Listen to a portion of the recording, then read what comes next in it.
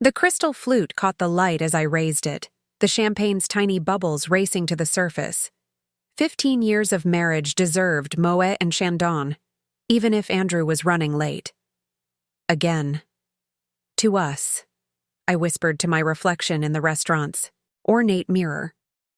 The woman staring back wore a carefully selected black dress, her dark hair swept into an elegant updo. Victoria Mitchell, Senior VP of Mitchell Financial Services, the company I had built from the ground up, while Andrew climbed the corporate ladder at Palmer Technologies. Before we jump back in, tell us where you're tuning in from, and if this story touches you, make sure you're subscribed, because tomorrow I've saved something extra special for you. The maitre d' approached with practiced sympathy. Mrs. Mitchell, would you like to order an appetizer while waiting?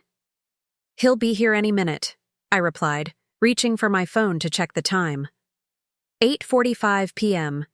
Andrew was now officially 45 minutes late to our anniversary dinner. I tapped out a quick message. ETA? The champagne's getting warm. As I set my phone down, it buzzed with an incoming message. Not from Andrew, but from an unknown number.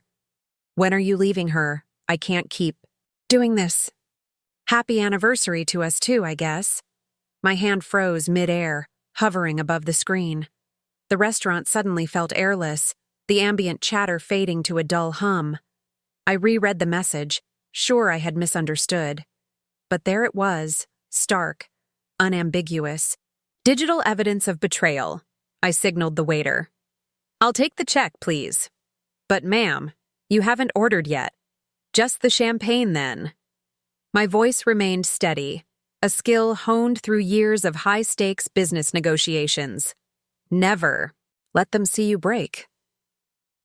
Outside, the October air bit at my bare shoulders as I slid into my Mercedes. The leather interior still held the faint scent of Andrew's cologne from when I'd picked him up for lunch yesterday. Had he been with her before meeting me? After? I started the engine but didn't drive. Instead, I forwarded the message to myself, then dialed my assistant. Rebecca, I need you to do something discreetly. The word felt bitter on my tongue. How long had I been the one kept in the dark? The number that just texted me. I need everything you can find. Victoria? Is everything okay? Just handle it, please. And Rebecca? Not a word to anyone. I ended the call and finally allowed myself a moment of weakness. One tear tracked down my cheek, carrying with it an expensive streak of mascara. I wiped it away quickly. 15 years. 2 homes. No children. We'd always been too busy building our careers. And now this. My phone buzzed again. Andrew, running late. Big meeting with Palmer execs. Start without me? Another message followed quickly. Sorry, honey. I'll make it up to you. For a moment, I considered driving to Palmer Technologies. Their glass tower stood downtown, illuminated against the night sky. A beacon of innovation according to their marketing materials. Would I find Andrew in some conference room, surrounded by spreadsheets and prototypes? Or was that just another lie? Preparing and narrating this story took us a lot of time, so if you are enjoying it, subscribe to our channel. It means a lot. To us. Now back to the story. Instead, I drove home. The sprawling Tudor-style house Andrew and I had purchased 3 years ago looming at the end of the curved driveway. 6,500 square feet of heated marble floors, custom cabinetry, and apparently, deceit. I kicked off my heels in the foyer, the sound echoing through the empty space. We'd designed this house together, arguing good-naturedly over every detail. Andrew had insisted on the wine cellar. I'd wanted the home office with floor-to-ceiling bookshelves. We'd both gotten our way in the end. Money had never been our problem. Upstairs, I went straight to his closet. Designer suits lined one wall, casual wear on another. Everything in perfect order. Andrew had always been meticulous. I ran my fingers along the row of silk ties, pausing at the Hermès I'd given him last Christmas. Had he worn it for her? His dresser drawers revealed nothing unusual. No hidden phone, No mysterious receipts. Whatever evidence existed of his affair, Andrew wasn't careless enough to leave it here. My phone buzzed again. Rebecca. The number belongs to a Catherine Bell. She's 29, works as a marketing director at Palmer Technologies, hired 18 months ago. Rebecca's voice was professional, betraying no judgment. Catherine Bell. The name conjured an image of youth, of smooth skin and unlined eyes. At 42, I suddenly felt every one of my years.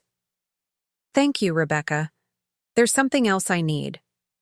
By the time I heard Andrew's key in the lock 2 hours later, I was seated in the living room, a glass of his precious 25-year-old Macallan in my hand. I normally didn't touch the stuff, but tonight seemed appropriate for breaking patterns. Vicky, why are you sitting in the dark? Andrew flipped on the lights, his 6'2" frame filling the doorway. At 45, he was still handsome, salt and pepper hair framing a face that had aged like fine wine. I used to joke that I'd married a man who would only get better looking with time. The thought now made my stomach turn. How was your meeting? I asked, my voice neutral. Andrew loosened his tie. The Hermes from Christmas, I noted with a twist of pain. Brutal. Palmer's launching a new product line, and they need our financial projections by Monday. He moved toward me, bending to kiss my cheek. I'm so sorry about dinner. Let me make it up to you this weekend. We could fly to Napa. I turned my face away. Who's Catherine Bell? The silence that followed was answer enough. Andrew straightened, his expression shifting from confusion to alarm to careful neutrality. She's in marketing at Palmer. Why? I took a sip of whiskey, welcoming the burn. That's interesting. Because Catherine texted me by accident tonight. She thought she was texting you. Andrew's face paled. For a man who negotiated million-dollar deals weekly, he suddenly seemed at a loss for words. Vicky, I can explain. Can you explain why your mistress was asking when you're leaving me? On our anniversary, no less? The glass in my hand trembled slightly. I set it down before I could spill or, worse, throw it.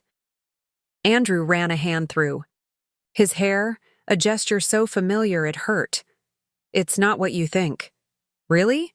Because I think you've been sleeping with a woman 15 years my junior while I've been building the company that pays for this house and your precious Macallan. I gestured to the whiskey. Was it worth it?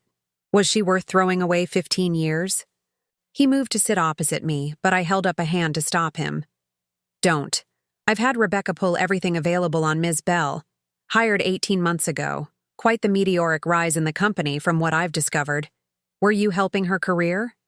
Along, Andrew? Using your influence as Palmer's financial advisor? His silence confirmed it. How long? I asked. Andrew stared at his hands. 6 months. The time frame hit me like a physical blow. 6 months. Half a year of lies. Of coming home. Late and business trips. And I suddenly remembered with perfect clarity a change in our physical relationship. Andrew had become more distant, claiming exhaustion or stress. Do you love her? The question escaped before I could stop it. Andrew looked pained. Vicky, please. This isn't about... Answer the question. My voice had dropped to a dangerous whisper. Do you love her? I don't know. He finally met my eyes. I didn't plan this. It just happened. I laughed, a harsh sound that surprised even me. That's what people always say, isn't it? It just happened. As if you tripped and fell into an affair. I stood, needing distance. Affairs don't just happen, Andrew. They're choices. A series of decisions you made every single day for 6 months. I paced the room, my bare feet silent on the expensive rug we'd purchased in Istanbul during our 10th anniversary trip. Another memory tainted. What does she have that I don't? Another question I hadn't meant to ask. I sounded like a cliché, but I couldn't help myself. Andrew looked miserable. It's not about what she has, It's about feeling appreciated, seen. The words stung more than I expected. And I don't appreciate you? I don't see you? When was the last time we had a conversation that wasn't about work or house renovations or social obligations? Andrew stood too, his voice rising with frustration. You're always at the office or on your phone. Even when you're home, you're not really here. So this is my fault? Anger flared, hot and cleansing. I've been busy building a company that supports our lifestyle. We have more than enough money, Victoria, Andrew cut in. But you're never satisfied. There's always another client, another deal, another milestone. And you are satisfied? With a 29-year-old who asks when you're leaving your wife? The pain in my chest was physical now, a tight band squeezing my heart. Andrew had the decency to look ashamed. It wasn't supposed to go this far. I never promised to leave. You? Oh, how comforting. My hands were shaking again, but now with rage. So you were just going to keep sleeping with both of us indefinitely? Have your cake and eat it too? I was going to end it with her. Tonight, actually. That's why she texted. She was upset. I stared at him, trying to reconcile the man before me with the one I'd married 15 years ago. The man who'd held my hand through my father's funeral, who'd championed my decision to start my own financial firm, who'd designed our dream house with me room by room. And now? I asked quietly. Andrew's gaze dropped. I don't know. In that moment of hesitation, I saw our entire future, the painful reconstructing of trust, the counseling sessions, the doubt that would linger for years. I saw myself checking his phone when he wasn't looking, wondering about late nights, questioning business trips. I want you out, I said, surprising myself with the finality in my voice. Andrew's head snapped up. Vicky, wait! We should talk about this. We are talking, and I'm telling you to leave. I moved toward the stairs. You can sleep in the guest room tonight. Tomorrow, I want you gone. This is my house, too, he protested, following me. You can't just throw me out. I turned, one hand on the banister. Actually, I can. The house is in my name. Check the deed. If you don't believe me... It had been Andrew's idea, ironically. A tax strategy he'd suggested when we purchased the property. He'd thought it made financial sense for the higher earner to hold the asset. The shock on his face almost made me smile. Almost. I'll be speaking with my lawyers tomorrow, I continued, climbing the stairs. I suggest you do the same. Vicky, please, 15 years. You're just going to throw it all away without even trying? I paused, looking down at him from the landing. I'm not the one who threw it away, Andrew. You did that when you started sleeping with Catherine Bell. In our bedroom, my bedroom now, I locked the door and leaned against it, finally allowing the tears to come. They coursed down my face, hot and relentless, as I slid to the floor. My careful updo collapsed, hairpins scattering on the hardwood. My phone buzzed on the nightstand. Rebecca again. I've sent everything I could find on Belle. To your email, she said when I answered. And I've taken the liberty of contacting Sanders from legal. He can see you first thing tomorrow. I wiped my eyes. Thank you, Rebecca. There's one more thing. I drew a steadying breath. I need you to look into Palmer Technologies' financial records. Every transaction, every projection Andrew has worked on, especially where marketing would be involved. You think there might be financial impropriety? Rebecca's voice sharpened with understanding. I don't know, but I intend to find out. After ending the call, I opened my laptop. Catherine Bell's social media presence was modest but revealing. Most of her photos were professionally oriented, industry events, product launches. And there, in a group shot from Palmer's holiday party 6 months ago, stood Andrew, his hand casually resting on the small of her back. 6 months. He hadn't even lied about the time frame. In another photo from just 2 weeks ago, Catherine was tagged at a restaurant downtown, the same night Andrew had claimed to be meeting with clients in Chicago. I closed the laptop, suddenly exhausted. Tomorrow, I would be Victoria Mitchell, the ruthless businesswoman who had built a financial empire from scratch. I would meet with lawyers and accountants. I would begin the cold, clinical process of dismantling a 15-year marriage. But tonight, just for a few hours, I would allow myself to be Vicky, the woman who had believed in forever, only to discover it had an expiration date she hadn't seen coming. Through the locked door, I could hear Andrew moving around the house. The clink of ice in a glass, the creak of the leather sofa in his study. Once his footsteps paused outside the bedroom door, but he didn't knock. My phone buzzed one final time that night, a text from the unknown number, from Catherine. "I'm sorry. I didn't mean to send that to you. It was a mistake." I stared at the message, a bitter laugh escaping my lips. A mistake. Yes, that summed it up perfectly. I typed a response, my fingers hovering over the send button for just a moment before I committed. "Not your only one, I'm afraid. He won't be leaving me. I'll be leaving him. He's all yours now, damaged goods, and all. Congratulations on your prize." Then I turned off my phone, crawled into bed still wearing my anniversary dress, and closed my eyes, knowing sleep would be a long time coming. Outside my window, the moon cast long shadows across our perfectly manicured lawn. 15 years summarized in a single accidentally sent text message. 15 years ended by the very technology that had helped build my company. Tomorrow would bring lawyers and division of assets and the beginning of a very different life than the one I'd planned. But it would also bring something else. The chance.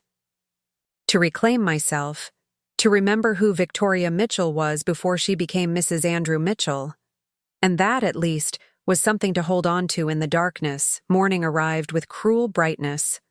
I'd forgotten to close the curtains, and now sunlight streamed across the California king bed that suddenly felt too large. My anniversary dress was wrinkled beyond repair, the fabric creased from a night spent tossing and turning between brief pockets of restless sleep. The house was silent. Had Andrew already left? I unlocked the bedroom door and listened. Nothing. A quick glance into the guest room confirmed it was empty, the bed barely disturbed.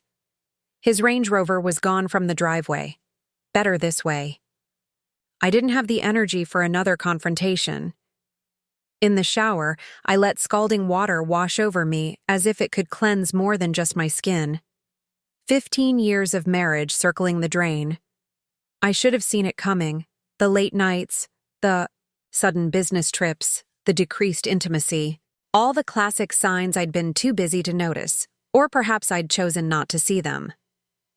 By 7:30 a.m., I was dressed in a charcoal Armani suit, hair blown out, makeup carefully applied to hide the evidence of a sleepless night. Victoria Mitchell, CEO, didn't have the luxury of falling apart. Not when there was a company to run and a marriage to dismantle. My phone had accumulated messages overnight. 3 more texts from Catherine, each more desperate than the last.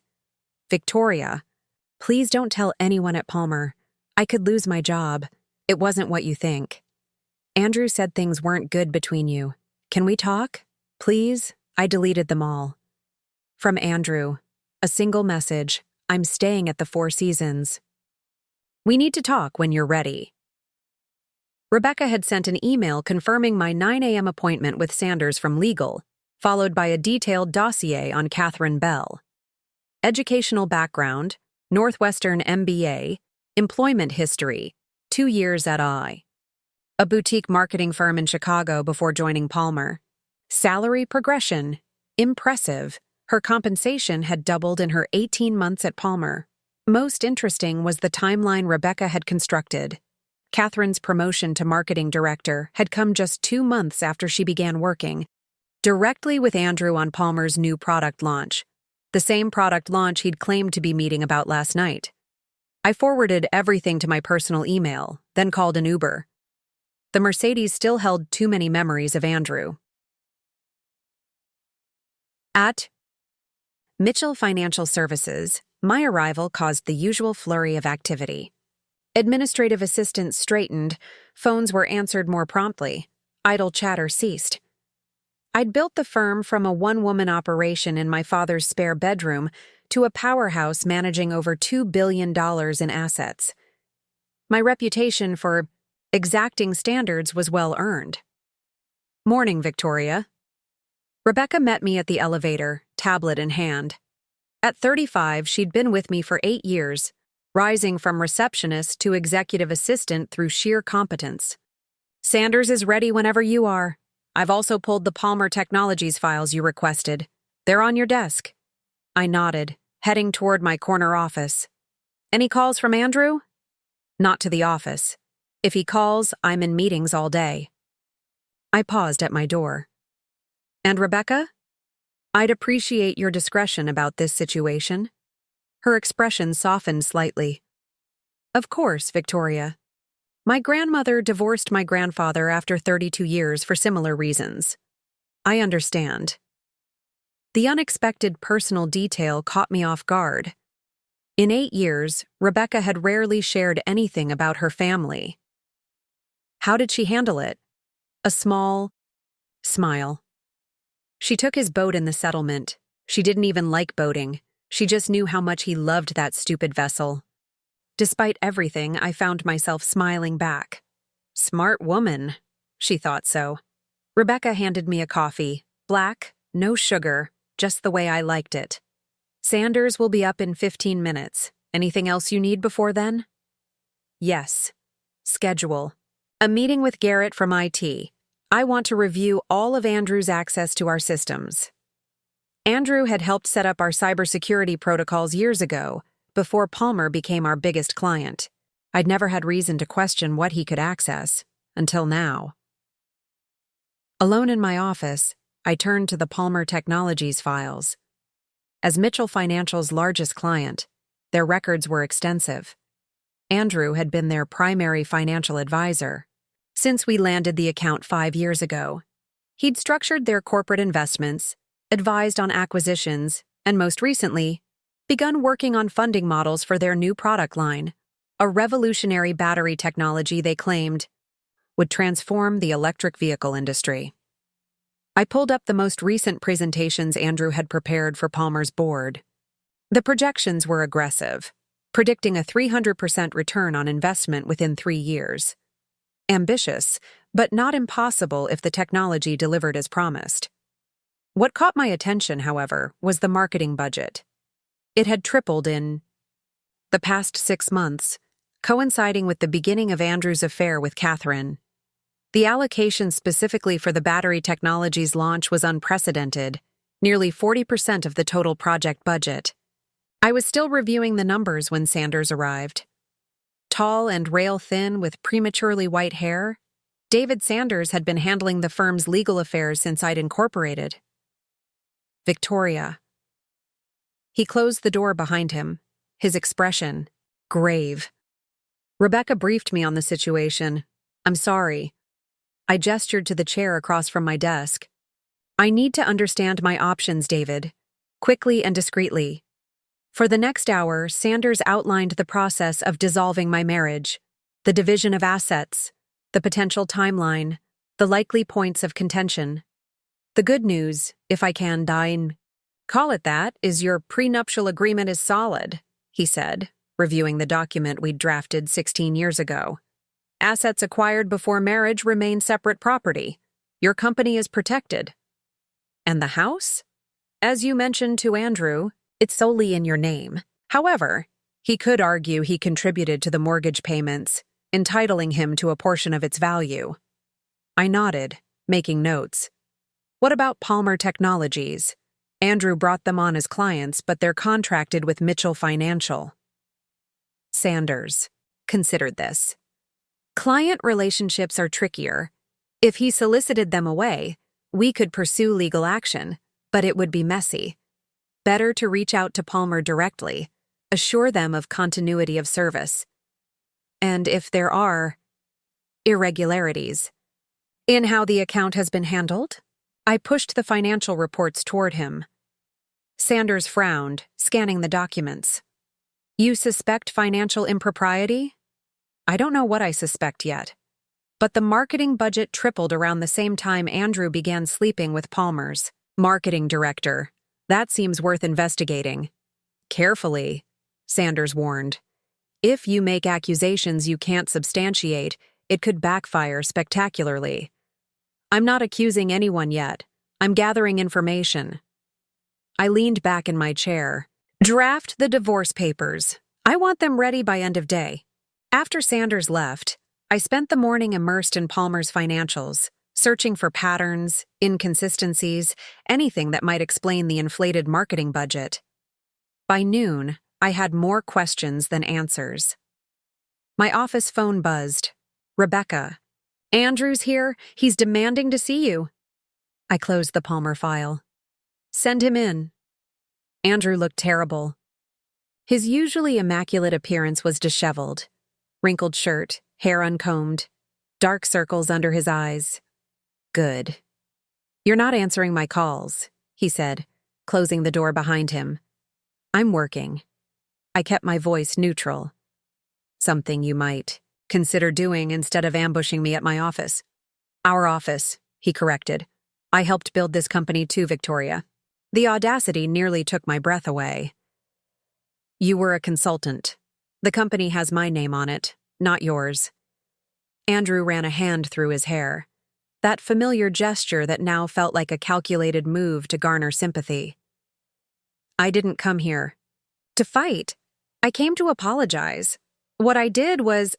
Spare me. I held up a hand. I'm meeting with Sanders about the divorce. You'll have papers by tomorrow. His face paled. You're serious about this? You're really throwing away 15 years over one mistake? A 6-month mistake, according to you. And yes, I am serious.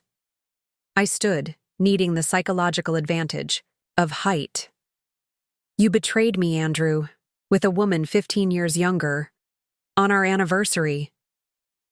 It was never about her age, he protested. Catherine and I, we connected intellectually. She understands the pressure I'm under with the Palmer account. I laughed, the sound sharp and humorless. Is that what you told yourself while you were sleeping with her? That it was an intellectual connection? Andrew flushed. That's not fair. Neither is infidelity, yet here we are. I moved toward the door. I have another meeting. You should leave. He didn't budge. What about Palmer Technologies? They're my client. They're Mitchell Financial's client, I corrected. I'll be meeting with CEO Richard Palmer myself to ensure a smooth transition to another advisor within the firm. Panic flashed across Andrew's face. You can't do that. The battery project is at a critical stage. Richard trusts me. Perhaps he'd trust you less if he knew you were sleeping with his marketing director. The words were out before I could stop them. Andrew went very still. Are you threatening me? I'm stating facts. Now please leave before I have security escort you out. After a tense moment, Andrew moved toward the door, then paused. I never meant to hurt you, Vicky. I know you don't believe that right now, but it's true. You're right, I said softly. I don't believe you. Once he was gone, I sank back into my chair, hands trembling slightly. The confrontation had taken more out of me than I'd expected. Rebecca appeared with a sandwich I hadn't asked for. Eat, she instructed, placing it on my desk. You have the meeting with Garrett from IT in 20 minutes, then Richard Palmer at 3. I blinked. I haven't scheduled a meeting with Richard. You have now. Rebecca's expression was unapologetic. I called his office directly, said it was urgent regarding the battery project. His assistant squeezed you in. For the second time that day, Rebecca had surprised me. That's proactive of you. She shrugged. I saw Andrew leave. Figured you'd want to get ahead of whatever he might do next. I unwrapped the sandwich. Turkey on whole grain, no mayo, exactly as I preferred. Thank you, Rebecca. The meeting. With Garrett confirmed my suspicions. Andrew still had administrator-level access to most of Mitchell Financial's systems, including client files and financial models. We spent an hour revoking permissions and changing passwords. He could have downloaded anything before we cut access, Garrett warned. And there's no way to know if he did. I made a note to have Sanders add a confidentiality clause to the divorce agreement. Not that I trusted Andrew to honor it, but it would give us legal recourse if he shared proprietary information. By the time I arrived at Palmer Technologies' downtown headquarters, my initial shock had hardened into cold determination. Richard, Palmer's executive assistant, ushered me into his corner office with a view of the bay. Victoria. Richard rose from behind his massive desk, extending his hand. At 60, he still maintained the physique of the college athlete he'd once been. This is an unexpected pleasure. Usually we get Andrew for these meetings. That's actually why I'm here, Richard. I took the offered seat. There's been a change in staffing at Mitchell Financial. Andrew will no longer be handling the Palmer account. Richard's bushy eyebrows rose. Is there a problem? A personal one, I'm afraid. Andrew and I are separating. I kept my voice steady. I wanted to assure you personally that this won't affect the quality of service Palmer Technologies receives. I'll be overseeing your account directly until we assign a new lead advisor. Richard studied me for a moment. I appreciate your transparency, Victoria, and your personal attention. He leaned back in his chair. Though I admit I'm surprised. Last time Andrew was here, he mentioned you two were planning a second honeymoon for your anniversary. The revelation was like a slap. Another lie. Plans change, I said simply. Speaking of plans, I've been reviewing the financial models for your battery technology. The marketing budget caught my attention. Richard's expression shifted subtly. How so? It's unusually large for a B2B product, 3 times the industry standard, in fact. I placed a folder on his desk. I took the liberty of preparing some alternative allocations that might offer better ROI. Richard didn't touch the folder. The budget was approved by our board based on Andrew's recommendations. He worked closely with our marketing team to develop a comprehensive global launch strategy. I bet he did. Of course, I'm not questioning the board's decision. I'm offering options that might better serve Palmer's long-term interests. Richard's phone buzzed. He glanced at it, then back at me. I appreciate the initiative, Victoria, but we're comfortable with our current strategy. He stood, signaling the end of our meeting. As for the account transition, I'll need to discuss this with Andrew before making any decisions. I rose as well, maintaining my professional smile. Certainly, though as CEO of Mitchell Financial, I do have final say over client assignments. Richard's answering smile didn't reach his eyes. And as CEO of Palmer Technologies, I have final say over which firm handles our investments. The threat wasn't subtle.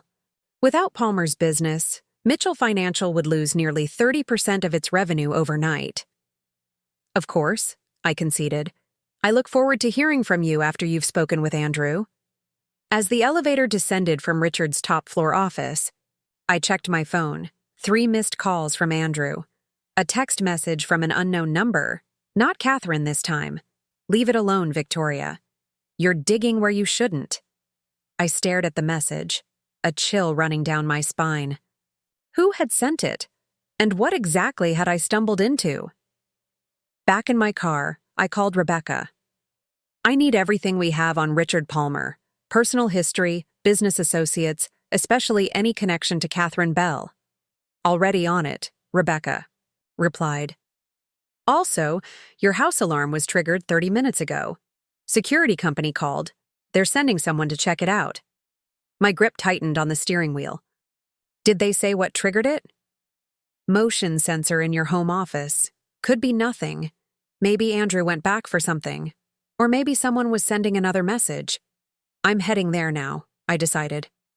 And Rebecca, I think we need to bring in outside help. Call James Blackwood. The corporate investigator? Victoria, that's necessary, I finished.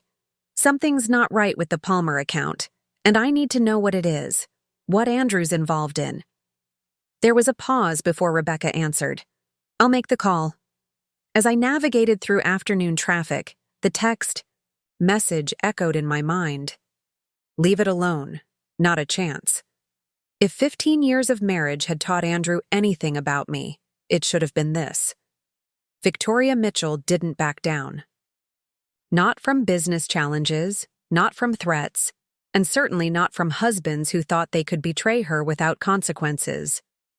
Whatever Andrew had gotten himself into with Palmer Technologies and Catherine Bell, I would uncover it, and when I did, I would make sure they all regretted the day they decided to cross me. The security company's car was parked in my driveway when I arrived. The officer met me at the front door, flashlight in hand despite the daylight. Mrs. Mitchell? We've checked the entire house. No sign of forced entry, but... He hesitated. But what? Your home office. You might want to take a look. I followed him through the house, heart pounding. The moment I stepped into my office, I saw it. My computer monitor smashed, desk drawers upended, papers scattered across the floor. But it was what had been left on my chair that made my blood run cold. A framed photo from our wedding day, the eye. Glass cracked precisely over my face. The message couldn't have been clearer if it had been written in blood. This wasn't just about an affair anymore. This was war. Don't touch anything else, I told the security officer, pulling out my phone. I'm calling the police. He shifted uncomfortably. Ma'am, is it possible your husband did this? The alarm company mentioned you're having domestic issues. I stared at him. Who told them that? Your husband called to report you might falsely report a break-in. Said to tell you he was at the Four Seasons all afternoon with witnesses. My fingers tightened around my phone. Andrew was covering his tracks, establishing an alibi. But why? What was in my home office that needed destroying? Officer, I appreciate your concern, but this wasn't my husband. I gestured to the wedding photo with its precisely cracked glass. This is a threat. Please call the police. While waiting for the police, I surveyed the damage more thoroughly. The destruction appeared random at first glance. Papers scattered, books pulled from shelves, but closer inspection revealed a pattern. Only financial documents had been disturbed. The external hard drive where I backed up sensitive company files was missing. My laptop, which I'd taken to the office that morning, would have been the primary target. Had I left it home, it too would be gone. The police arrived 30 minutes later, a bored-looking officer who seemed more interested in wrapping up his paperwork than investigating the crime. No forced entry, Mrs. Mitchell. Alarm temporarily. Disabled with a valid code, then reactivated after. He made some notes on his tablet. You're going through a divorce? Separation, I corrected, though the distinction hardly mattered. Messy? Is there another kind? He offered a sympathetic grimace. Look, 9 times out of 10 in these situations, it's the spouse. They come back for something they forgot, maybe get a little angry, make a mess. My husband didn't do this. The officer raised an eyebrow. You're defending him? I'm stating facts.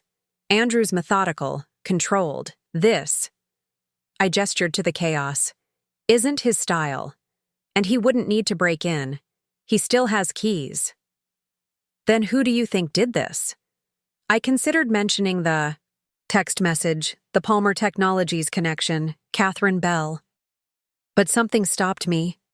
Until I understood what I was dealing with, it seemed wiser to keep my suspicions private. I don't know, I said finally. That's why I called you. The officer closed his tablet. We'll file the report, but honestly, without signs of forced entry or witnesses, there's not much to investigate. Change your locks, maybe get some cameras. After he left, I called James Blackwood directly. Unlike the police officer, James arrived within 20 minutes and took the situation seriously.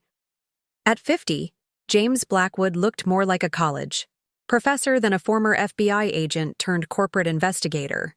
Tweed jacket, wire-rimmed glasses, thinning brown hair.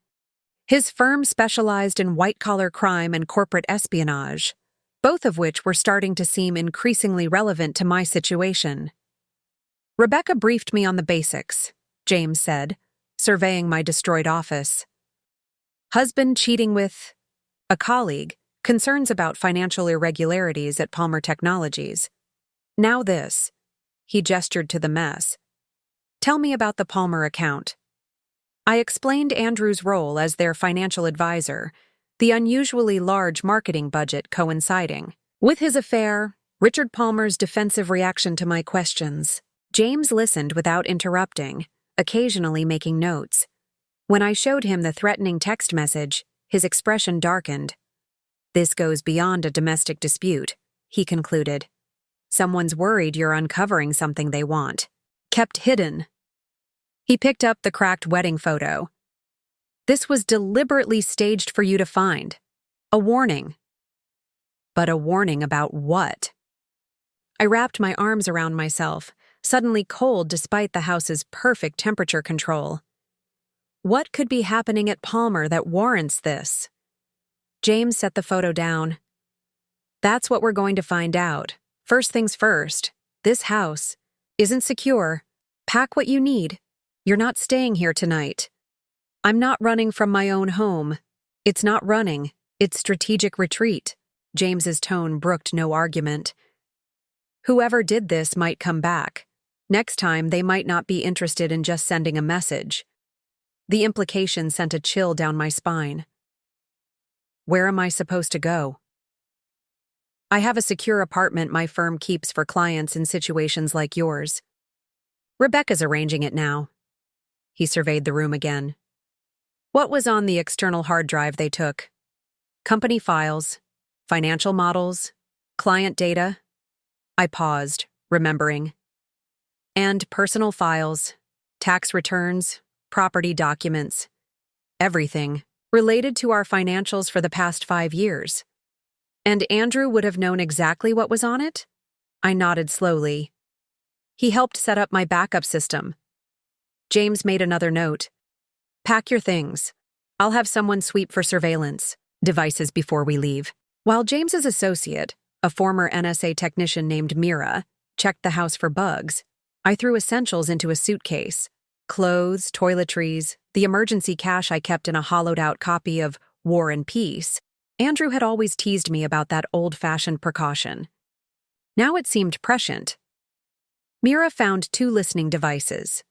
One in the kitchen light fixture, another in the master bedroom's smoke detector. Recent installations, she confirmed.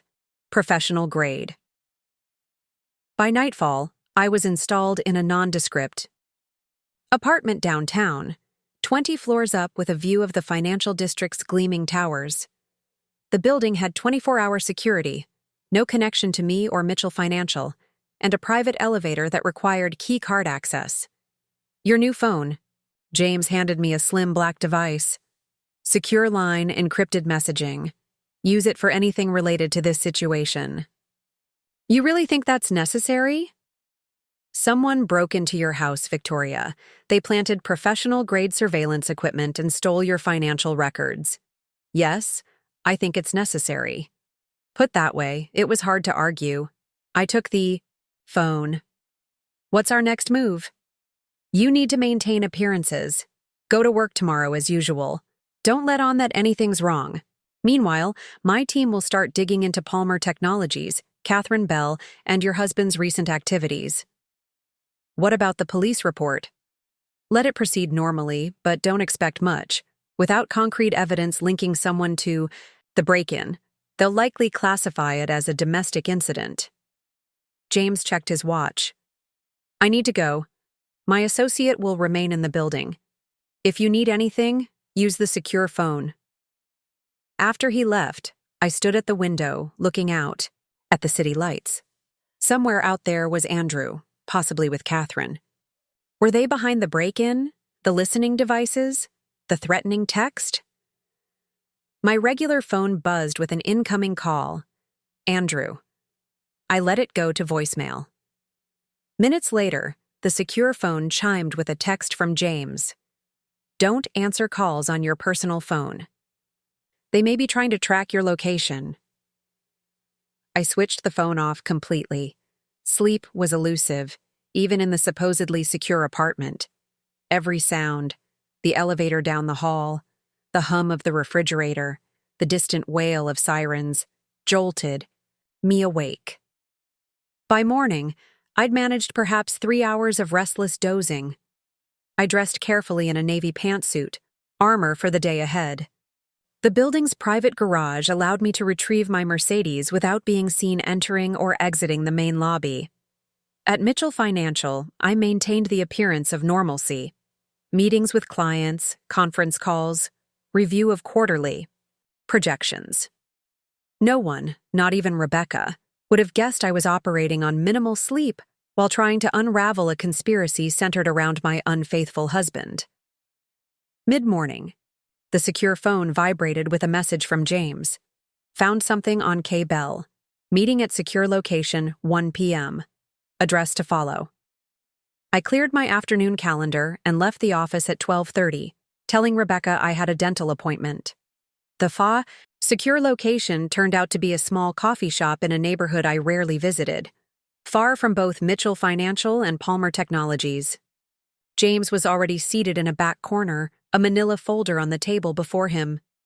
Catherine Bell isn't who she claims to be, he said without preamble as I sat down. What do you mean? He opened the folder, revealing a driver's license photo of a woman who resembled Catherine but wasn't quite her. This is the real Catherine Bell. Marketing MBA from Northwestern, died in a car accident 3 years ago. I stared at the photo, then at James. I don't understand. Someone assumed her identity, took her credentials, her employment history, her social security number. The woman working at Palmer Technologies is an imposter. The coffee shop suddenly seemed too warm, too crowded.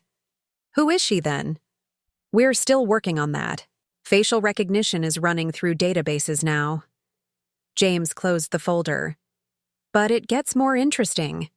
2 days before the real Catherine Bell died, she interviewed at Palmer Technologies. She was killed before she could start the job.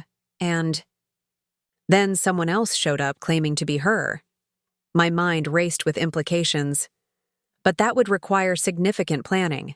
Access to her personal information, educational records. Exactly. This isn't opportunistic identity theft. It was targeted, specifically to infiltrate Palmer Technologies. James leaned forward. And here's where it connects to your husband. The woman posing as Catherine was hired 6 months after Andrew began working with Palmer on their investment strategy for the battery technology. You think Andrew knew? The possibility made my stomach churn. That he was having an affair with someone using a dead woman's identity? I don't know yet, but the timing suggests more than coincidence. James pushed the folder across the table. Take this. Review it somewhere private. There's more information inside, including financial transfers we've traced from offshore accounts to a corporation registered in your husband's name. I felt lightheaded. Andrew has an offshore account? A shell company, technically, established in the Cayman Islands about a year ago. It's received 4 payments totaling just over $3 million in the past 6 months. The timeline aligned perfectly with the beginning of Andrew's affair. $3 million. The amount was staggering. Is it blackmail? I asked. Could someone be forcing Andrew to cooperate with whatever this is? James shook his head. The payments are going to him, not from him. This looks like compensation. For what? That's what we need to find out. James checked his watch. I have to go. My contact at Palmer is meeting me in 30 minutes. You have someone inside Palmer Technologies? A slight smile. I have someone everywhere, Victoria. It's why you hired me. He stood. Go straight back to the secure apartment. Don't stop anywhere else.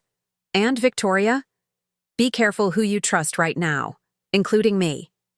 The warning stayed with me as I drove back to the apartment. Manila folder tucked securely in my briefcase. Trust had never come easily to me, even before Andrew's betrayal. Now it seemed like a luxury I couldn't afford.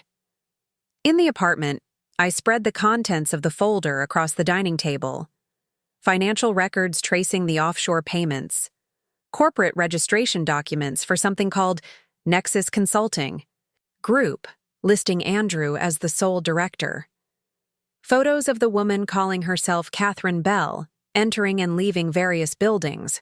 Palmer Technologies, an upscale apartment building downtown, a storage facility on the outskirts of the city, and, most disturbing of all, surveillance photos of me, leaving Mitchell Financial, shopping at the grocery store, having lunch with clients, all taken within the past month. Someone had been watching me long before I discovered Andrew's affair. The secure phone rang. James. "Victoria, we need to talk. Now." Something in his voice raised alarm bells. "What's happened?" "Not over the phone. Meet me at the storage facility on Harrison Street in 30 minutes. Unit 247. The storage facility? Why, just be there and make sure you're not followed." The line went dead. I stared at the phone, unease crawling up my spine. The storage facility was the same one in the surveillance photos of Catherine Bell. Why would James want to meet there? I called Rebecca on the secure phone. "I need you to do something discreetly.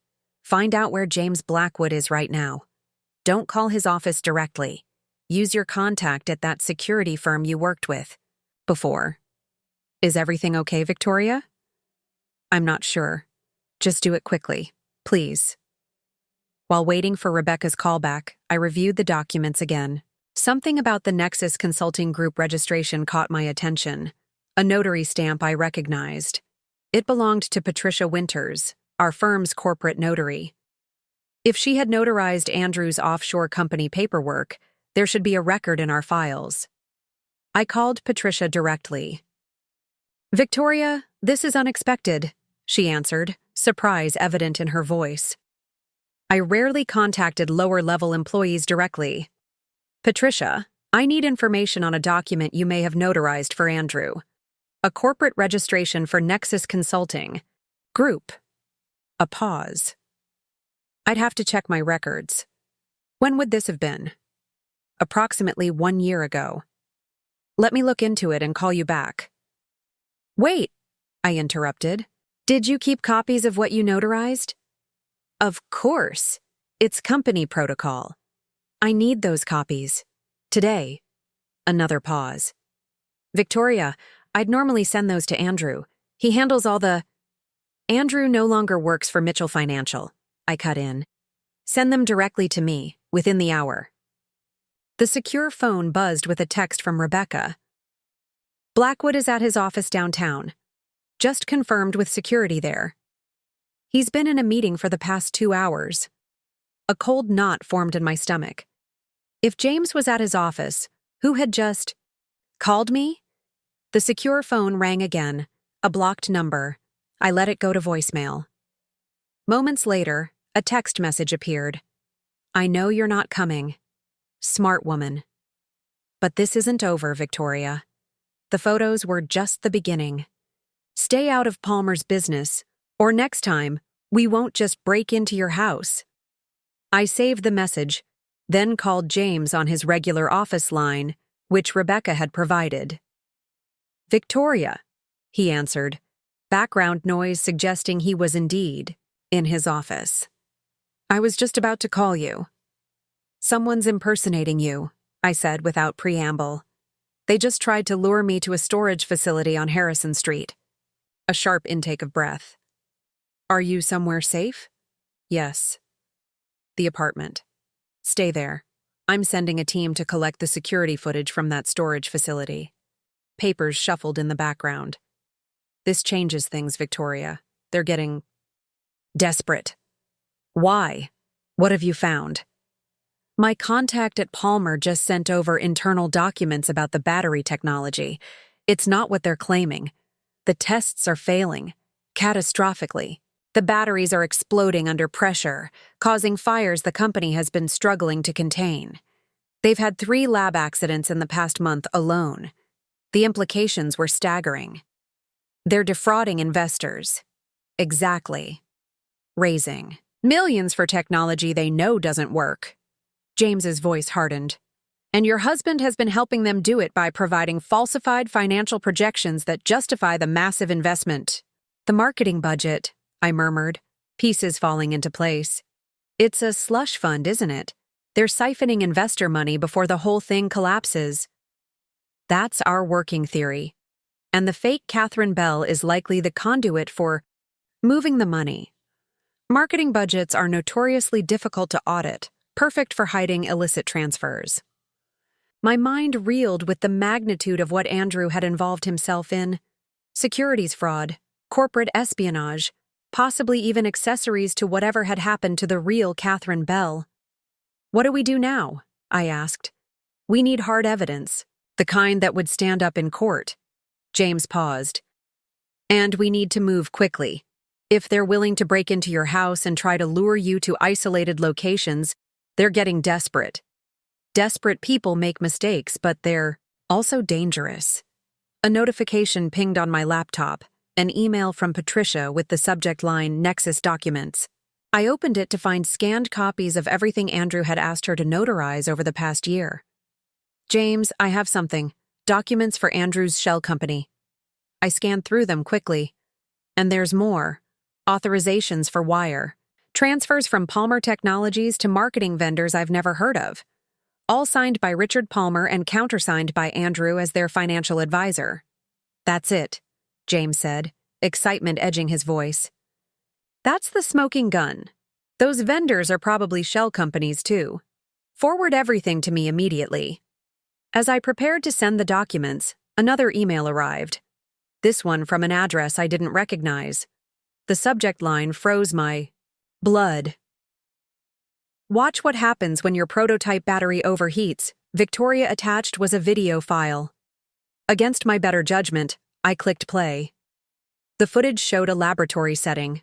A small, rectangular battery similar to a cell phone's was being subjected to pressure tests. As the pressure increased, the battery began to smoke, then suddenly erupted in a fireball that engulfed the testing apparatus and set off overhead sprinklers. A second video followed immediately. This one showed Andrew entering what appeared to be a hotel room. He checked his watch, then opened the door to admit a woman, the fake Catherine Bell. They embraced, kissed. The timestamp showed it was from the previous night. A final message appeared at the end of the video. This all goes public tomorrow. The failed technology, the fraud, your husband's involvement. Palmer Technologies will burn, and Mitchell Financial with it, unless you agree to our terms. Instructions. To follow. I was being blackmailed. Not just me. My entire company was being threatened with association to a massive financial fraud that could destroy everything I'd built. All because of Andrew's greed and betrayal. The secure phone rang again. James. Don't open any emails or attachments, he said urgently. We've detected a phishing attempt directed at your accounts. Too late. They've already contacted me. They're threatening to go public with everything tomorrow unless I agree to their terms. Who's they? I don't know. I stared at the screen, at the frozen image of Andrew with his arms around the woman calling herself Catherine Bell. But they have videos of the battery failures. And of Andrew with the fake Catherine Bell. They're using it as leverage. James was silent for a moment. This is no longer just about your husband's affair or even corporate fraud. This is organized criminal activity. We need to bring in the authorities. If we do that, everything goes public. Mitchell Financial will be tainted by association. If we don't, you'll be complicit in whatever they're planning next.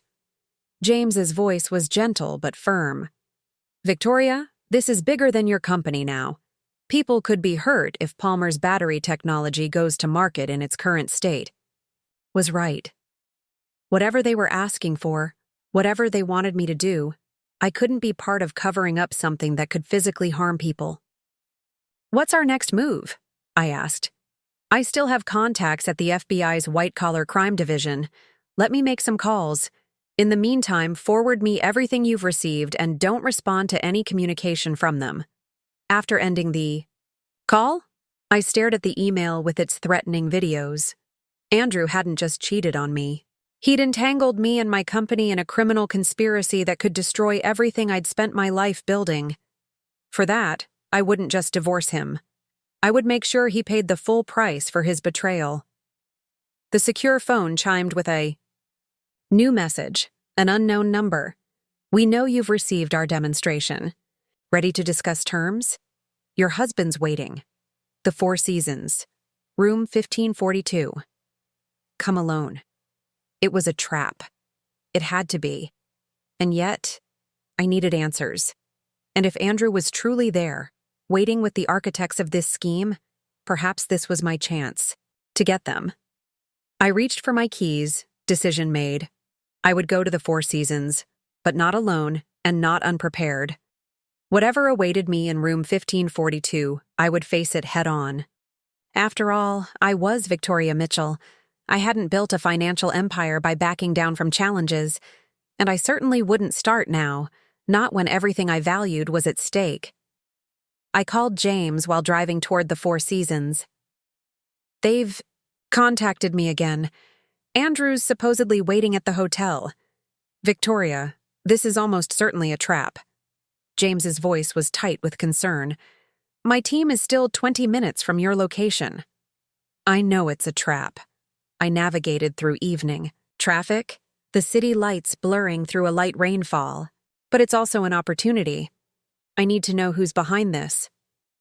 At least wait for backup. My people can secure the perimeter, monitor the exits. There's no time. I pulled into the hotel's circular driveway. The message said they know I received their demonstration.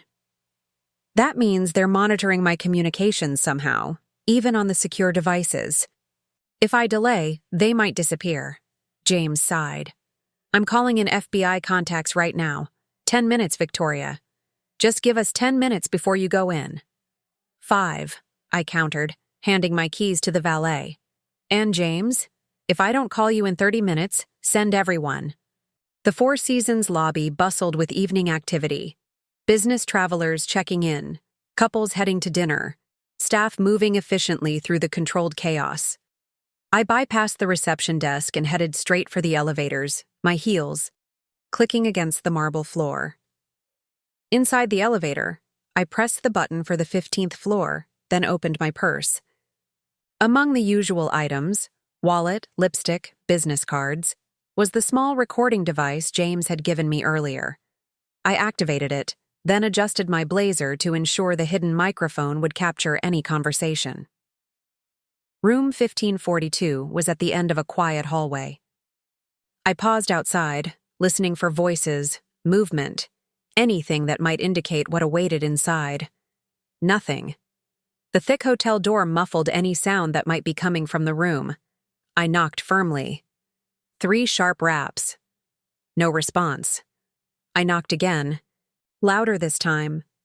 The door opened a crack, revealing a slice of Andrew's face. He looked terrible, pale, unshaven, dark circles under his eyes. Vicky. His voice was hoarse. You came. Of course I came. You're threatening my company. He flinched at my tone but opened the door wider. It's not what you think. It never is with you, Andrew. The suite beyond was dimly lit, curtains drawn against the evening cityscape. Andrew stepped aside to let me enter, checking the hallway behind me before closing the door. Are you alone? He asked. Would I be stupid enough to tell you if I wasn't? The sitting area of the suite held the remnants of room service. Half-eaten sandwiches, empty coffee cups. A laptop sat open on the desk, its screen dark. No sign of Catherine Bell or anyone else. Where are your co-conspirators? I demanded, scanning the room. The message said you were waiting. I assumed you wouldn't be alone. Andrew ran a hand through his disheveled hair. I sent it. The message. I needed to see you. You broke into my house, planted listening devices, stole my external drive. Each accusation landed like a physical blow.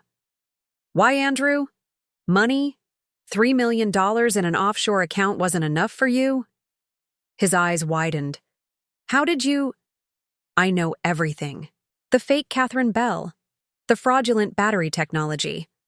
Palmer's slush fund disguised as a marketing budget. I moved further into the room, keeping Andrew in sight. What I don't understand is why. Why risk everything? Your career, your freedom, our marriage, for this? Andrew slumped onto the sofa, suddenly looking every day of his 45 years. I didn't have a choice, Vicky. There's always a choice. I remained standing, unwilling to surrender even the small advantage of height. You chose to have an affair. You chose to help Palmer defraud investors. You chose to threaten me when I started asking questions. I was trying to protect you. He leaned forward, hands clasped as if in prayer. When you showed up at Palmer's office, started questioning the marketing budget, I knew they'd see you as a threat. Who's they, Andrew? Richard Palmer? A bitter laugh. Richard's just another puppet. He follows orders, same as me. Orders from whom? Andrew glanced toward the laptop, then back to me. It's complicated. International investors with very specific interests in battery technology. People who don't take no for an answer. You're talking about organized crime. He winced at the bluntness, but didn't deny it. They approached me last year, said they'd heard I was Palmer's financial advisor, that I had influence over investment, strategies. They wanted me to help position Palmer's new battery technology as revolutionary, ready for market. The technology was real, is real, just not ready. Not ready? I echoed incredulously. I saw the video, Andrew. The batteries explode. They're still in development. There are stability issues that need resolving. He rubbed his face wearily. I tried to explain that to them, but they weren't interested in reality. They wanted their investment to pay off now, not years from now when the technology might be viable. So you falsified financial projections, created a fake marketing budget to siphon funds. Andrew nodded miserably. They already had someone inside Palmer, Catherine or whatever her real name is. She handled the transfers, created the shell companies. I just provided the financial framework that made it all look legitimate. And sleeping with her? Was that part of your assigned role too? He flinched. That was a mistake. She approached me after we started working together. I was flattered, confused. Things between us had been so distant, and she made me feel— spare me the details. I cut him off, stomach churning. So you helped criminal organizations defraud legitimate investors out of millions, all while sleeping with their planted operative. And when I accidentally discovered the affair, you what? Panicked? They panicked, Andrew corrected. Catherine told them about the text message mix-up. They saw it as a security breach, worried you'd start asking questions. That's when they broke into the house, took your drive. And the threatening messages? The surveillance photos of me? Were those your idea too? Andrew shook his head emphatically. No. God, no. When I found out they were watching you, I tried to intervene. That's when they showed me the photos. Made it clear that if I didn't keep you away from Palmer Technologies, they'd— He trailed off, unable to finish the thought. They'd what? Andrew? He met my eyes directly for the first time since I'd entered the room. They said they'd eliminate the problem. Their words, not mine. A chill ran through me. And instead of going to the authorities, you decided to handle it yourself by luring me here? What exactly was your plan? To warn you. To explain. He stood abruptly, moving toward the laptop. I've been gathering evidence, account numbers, transfer records, communications, everything that links them to the fraud. Why now? Why not months ago before it went this far? Andrew typed something on the laptop, then turned the screen toward me. Because of this. The latest test results from Palmer's lab. The screen showed technical specifications, chemical formulas, thermal readings. The batteries aren't just unstable, they're fundamentally flawed. If they go to market as planned next month, people could die. I scanned the document, my limited technical knowledge still sufficient to grasp the severity. These thermal runaway reactions, they're what caused the explosions in the video. Yes, but in contained test environments. Imagine the same thing happening in someone's pocket or in an electric vehicle during a crash. Andrew's voice shook slightly. I can handle being part of financial fraud, apparently. I can't have deaths on my conscience. So, you're having an attack of integrity now? After everything's already in motion? I couldn't keep the bitterness from my voice. Why should I believe any of this, Andrew? You've been lying to me for months. Because I have proof. He pulled a flash drive from his pocket. Everything's here. The real financials, the shell company structures, recorded conversations with Catherine and her handlers. Enough to implicate everyone involved, including myself. I eyed the flash drive suspiciously. And you're just going to hand this over out of the goodness of your heart? I'm handing it over because it's the right thing to do. He held it out to me. And because despite everything, I do love you, Victoria. I don't expect forgiveness. I just want you safe. Before I could respond, my phone vibrated with a text from James. FBI team in position. Give us the signal if you need extraction. I slipped the phone back into my pocket. If you're serious about this, Andrew, there are federal agents outside. Right now. We can take this to them together, arrange for protection while they investigate. A flicker of fear crossed his face. You brought the FBI? Did you really think I'd come alone? After everything that's happened? He pocketed the flash. Drive again. You don't understand. These people have connections everywhere. If they even suspect I'm cooperating with authorities, you'll what? Continue running? Living in hotel rooms looking over your shoulder? I stepped closer, lowering my voice. This ends now, Andrew. One way or another. The suite's phone rang, startling us both. Andrew stared at it, face draining of color. Are you expecting someone? I asked. He shook his head, moving toward the bedroom. We need to leave. Now. Andrew, they know you're here. He grabbed the laptop, shoving it into a briefcase. That'll be the front desk, calling to confirm a new arrival. Someone using my name or yours. It's how they operate.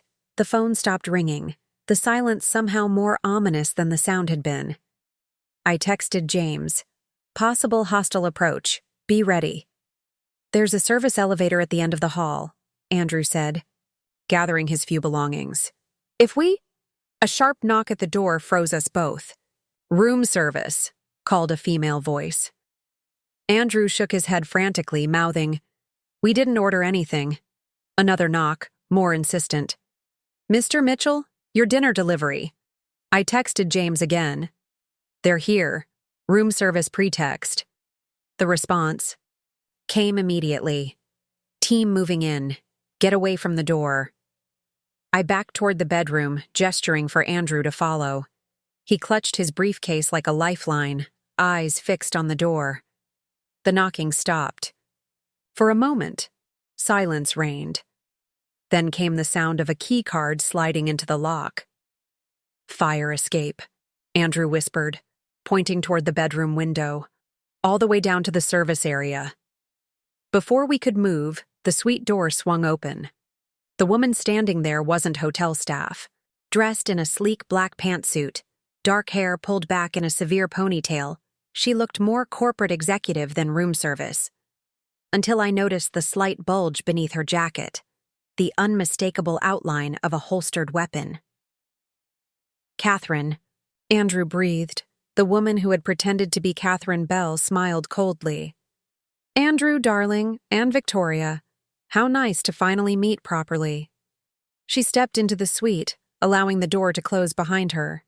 Despite my terror, I noted her composed demeanor. the calculated way she positioned herself to block the exit. "We have a problem," she continued smoothly. "You've been sharing information you shouldn't, making calls to people who don't need to. Be involved." Her accent was slight but noticeable now, Eastern European, perhaps Russian. "This isn't her fault." Andrew moved forward, placing himself between Catherine and me. "I called her here. She doesn't know anything." Catherine's smile didn't waver. "We both know that's not true. Ms. Mitchell has been quite busy, hiring investigators, meeting with Richard Palmer, accessing files she shouldn't have." Her gaze shifted to me. "You've been causing quite a lot of trouble." "Not as much trouble as exploding batteries will cause when they hit the market," I replied, trying to keep my voice steady. "Where was James's team? They should have moved in by now." Catherine's expression hardened. "The technology issues are being addressed. Our concern is the financial exposure created by your husband's sudden crisis of conscience." She turned back to Andrew. "The flash drive, please." Andrew clutched his briefcase tighter. "It's not here." "Don't insult my intelligence." Catherine extended her hand. "The drive now, or this becomes much more unpleasant for both of you." My phone vibrated in my pocket. I resisted the urge to check it, keeping my focus on Catherine and her concealed weapon. "Even if you get the drive, it's too late," I said, trying to buy time. "The FBI has copies of everything." A flicker of uncertainty crossed Catherine's face. "You're bluffing." "Am I? They're outside right now, probably already on this floor." I took a calculated risk. "Did you really think Andrew would meet me without insurance? He's been planning this for weeks, gathering evidence, recording conversations, documenting every transfer." Andrew shot me a confused glance, but quickly recovered. "It's over, Catherine. Whatever they're paying you, it's not worth a federal prison sentence." Catherine's hand moved toward her concealed weapon. "Neither of you is leaving this room." The moment stretched, taut with lethal possibility. My heart hammered against my ribs, each beat a reminder of mortality. Then, mercifully, a commotion erupted in the hallway. Shouted commands, heavy footsteps. Catherine's composure cracked. She drew her weapon, backing toward the balcony doors. "This isn't finished." The suite door burst open. Armed agents poured in, James Blackwood behind them. "FBI! Drop your weapon!" Everything happened in a blur. Catherine pivoting toward the new threat, the distinctive crack of gunfire. Andrew shoving me down, covering my body with his. The sound of breaking glass. When I dared to look up, Catherine was gone. Through the shattered balcony door, FBI agents rushed to the edge, weapons trained downward. "She's on the fire escape," one called. "Moving down fast." James knelt beside us. "Are you hurt?" I shook my head, too shocked to speak. Andrew rolled off me, blood staining his shirt sleeve. "He's hit," I gasped, reaching for him. "Just a graze." Andrew grimaced, clutching his upper arm. "I'm okay." Paramedics were summoned. The suite swarmed with federal agents, securing the scene, collecting evidence. Andrew handed over the flash drive, recounting everything he knew about the operation while a medic tended to his wound. I sat wrapped in a hotel blanket, answering questions on autopilot. Yes, I could identify Catherine Bell. No, I hadn't known about the fraud until recently. Yes, I would cooperate fully with their investigation. Hours later, in a secure conference room elsewhere in the hotel, James updated me on the situation. "They've apprehended the woman calling herself Catherine Bell. Real name Svetlana Orlov, known associate of the Bratva, Russian organized crime. They're still searching for her superiors." He handed me a cup of tea I hadn't asked for. "The FBI is moving against Palmer Technologies now, seizing records, interviewing executives. Richard Palmer's already lawyered up." "And Andrew?" James's expression softened slightly. "Cooperating fully. His testimony is valuable. He can connect the financial fraud directly to Orlov and her organization." The U.S. Attorney's Office will likely offer him a deal. I nodded absently, still processing everything that had happened. And Mitchell Financial? No evidence you or your firm were knowingly involved. There might be some short-term reputational damage by association, but your quick action in bringing this to authorities works strongly in your favor. I sipped the tea, finding strange comfort in its warmth. He took a bullet for me. Andrew, after everything, he still... I couldn't finish the thought. James studied me carefully. People are complicated, Victoria, even the ones who hurt us most. Is that supposed to make me feel better about my husband's betrayal? No. Just an observation from someone who's seen a lot of marriages implode under pressure. He gathered his notes. For what it's worth, fear makes people do terrible things. So does love sometimes. A knock at the door preceded an FBI agent I hadn't met before. Mrs. Mitchell? Your husband is asking to see you, if you're comfortable with that. I hesitated, exhaustion and emotion warring within me. Finally, I nodded. Yes, I'll see him. Andrew was in a makeshift medical station in another hotel room, his arm properly bandaged, an IV delivering fluids to combat shock. He looked up as I entered, relief washing over his haggard features. Vicky, thank God you're okay. I stood at the foot of his bed, arms crossed protectively over my chest. You could have died tonight. So could you. He shifted, wincing at the movement. I never meant for any of this to touch you. When they started threatening you, I knew I had to end it, no matter the cost. Why didn't you come to me sooner, before it spiraled this far? Andrew's gaze dropped to his bandaged arm. Pride, shame, fear, take your pick. He looked up again, eyes glistening. I convinced myself I could handle it alone, fix it before you ever knew. By the time I realized I was in over my head, they already had leverage over me. Over us. The affair? Was any of that real, or was it just part of their operation? A pained expression crossed his face. It started as part of the job. Catherine, Svetlana, made it clear that our relationship was expected, a way to keep me compliant. But I won't lie to you, Vicky. At some point I started to believe the fantasy. The escape from reality she represented. The admission hurt, despite everything else that had happened. Some betrayals cut deeper than others. What happens now? I asked quietly. I testify against them. Accept whatever plea deal they offer. Probably. Spend some time in federal prison. He attempted a weak smile. My days as a financial advisor are definitely over. And us? Our marriage? Andrew held my gaze, a sad resignation in his eyes. That's entirely up to you, Vicky. I wouldn't blame you for walking away. I betrayed everything we built together. Yes, you did. I moved closer, perching on the edge of the visitor's chair. 15 years, Andrew.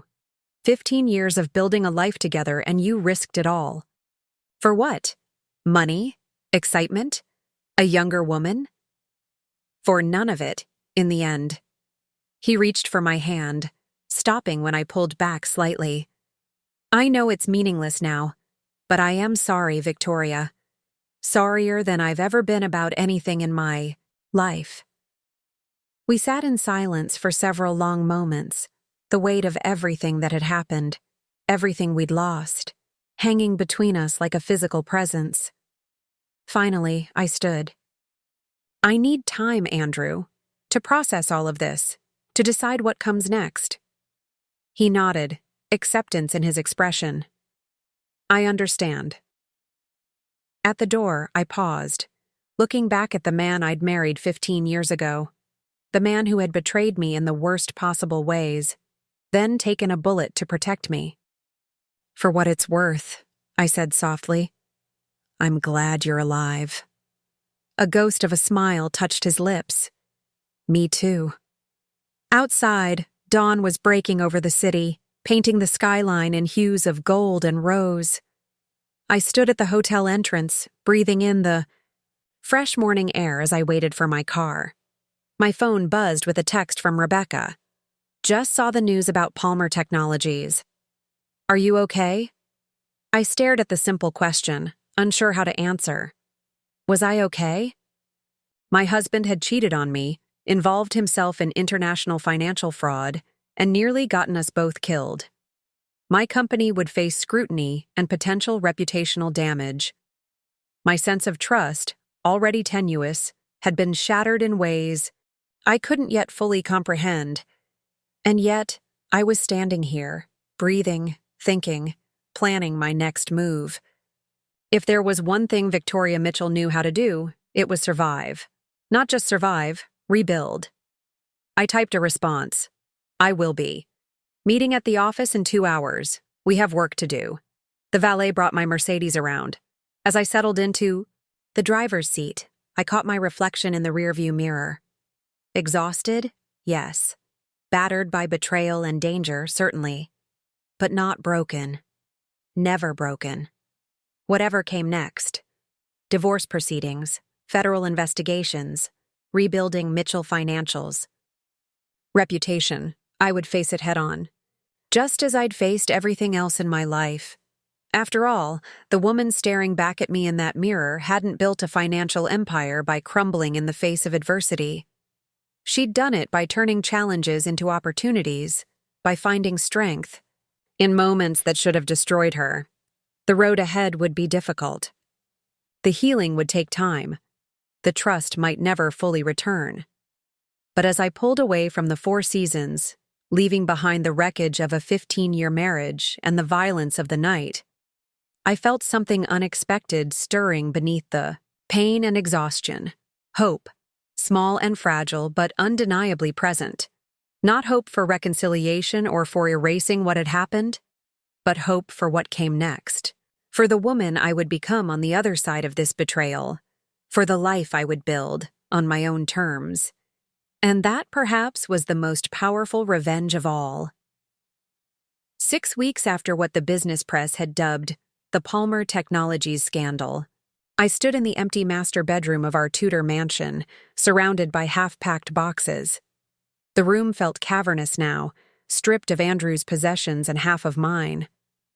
The house would go on the market next week. Too many memories haunted these walls, both the good ones that now felt tainted and the more recent ones I was trying to forget.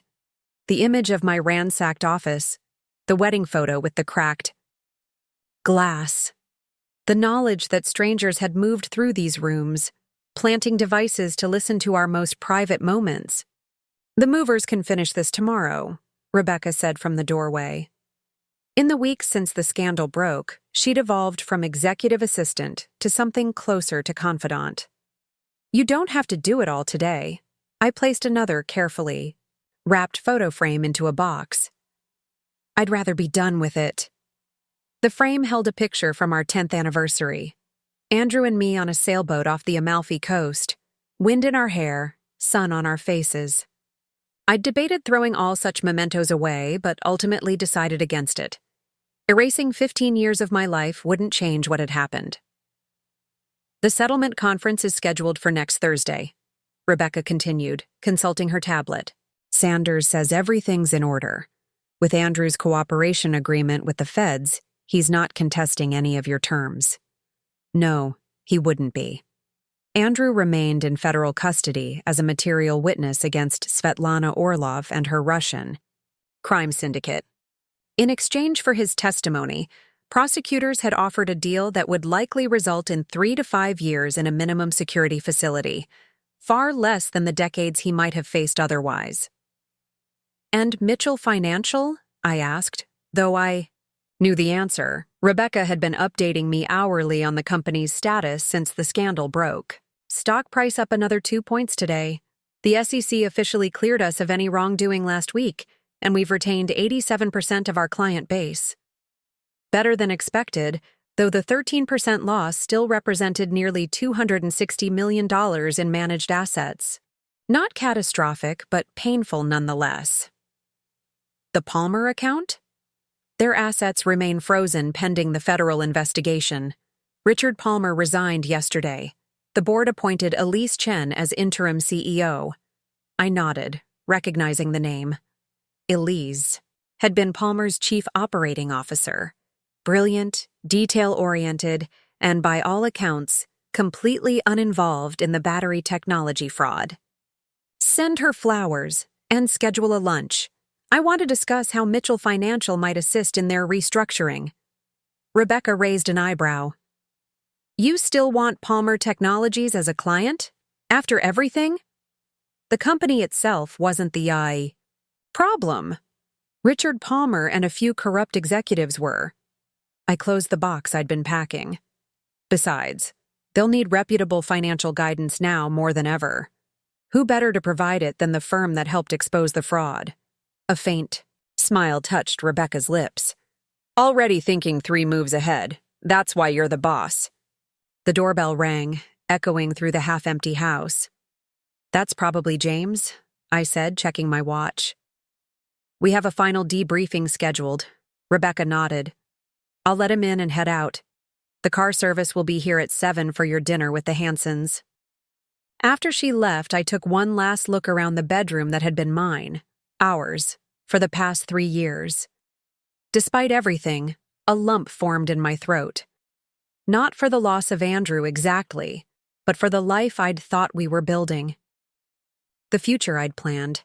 15 years of memories, good and bad, all packed away in boxes labeled with black marker. James Blackwood was waiting in the kitchen, helping himself to coffee from the machine that would be donated tomorrow. Victoria. He nodded in greeting, his usual tweed replaced by a more casual sweater and jeans. How are you holding up? Better than expected. I accepted the mug he offered. You have news? James set a thin file folder on the counter between us. Final report on the Palmer Technologies investigation. Thought you might want to see it before I submit it officially. I opened the file, scanning its contents. Most of it I already knew. The Russian syndicate had targeted Palmer's battery technology as part of a larger scheme to manipulate markets in green energy. They'd placed Svetlana in the company nearly 2 years ago, working her way up before approaching Andrew to help facilitate the financial fraud. Page 6, James directed. That's new information. I flipped to the indicated page and felt my breath catch. A surveillance photo showed Richard Palmer meeting with a man identified as Alexei Volkov, a known Bratva lieutenant, over a year before Andrew became involved. Richard was part of it from the beginning, I murmured. Not just a pawn like Andrew? James nodded. Volkov approached him directly when early tests of the battery technology showed promise but significant safety issues. Offered to help fund further development through shell companies, with the understanding that Palmer would push the product to market regardless of safety concerns. And the marketing budget? The slush fund? 2 purposes: siphoning investor funds back to the syndicate and preparing for the inevitable lawsuits when the batteries started causing injuries. They'd already retained crisis management firms, set aside settlement funds. James's expression was grim. They knew people would be hurt.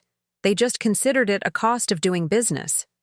I closed the file, suddenly nauseated. And Andrew? How much did he know about this part? James hesitated. According to his testimony, he was aware the technology had issues, but not that Palmer intended to release it regardless. He claims he believed they were still working on resolving the safety concerns. Do you believe him? I think, James said, carefully, that people are remarkably good at believing what they need to believe to justify their actions. Whether Andrew knew and compartmentalized, or truly didn't understand the full scope of what he was involved in. He shrugged. Only he knows for certain. I thought about Andrew's face in the hotel room, the genuine horror when he showed me the test results, his willingness to risk everything to protect me in the end. Perhaps some small piece of the man I'd married still existed beneath the layers of betrayal. Have you spoken with him? James asked, breaking into my thoughts. No. His lawyers have communicated with mine, but I haven't seen him since that night at the hotel. I traced the rim of my coffee mug.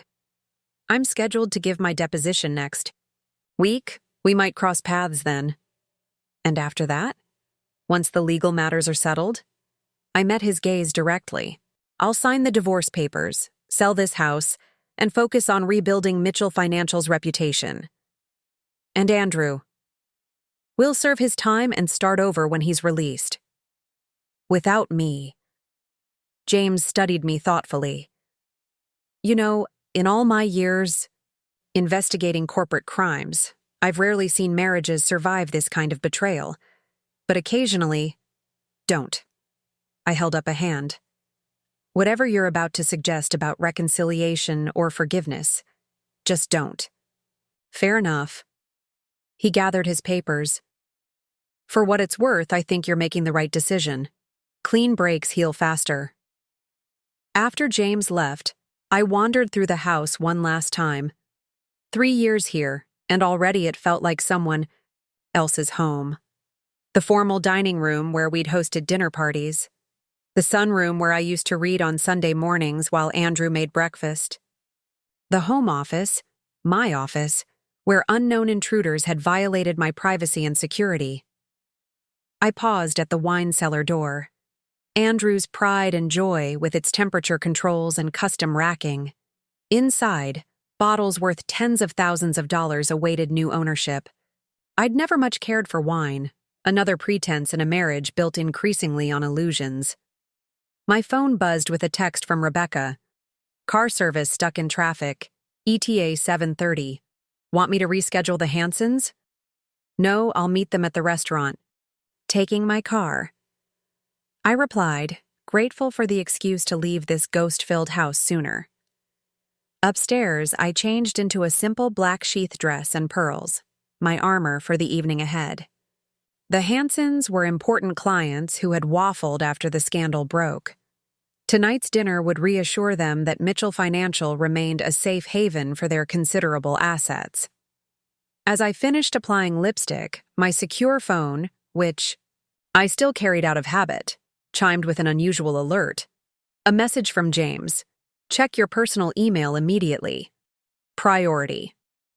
Frowning, I opened my email on my regular phone to find a message from James with a video attachment. The subject line read simply, "Watch this now." Alone. I clicked play with trepidation. The video showed a sterile interrogation room.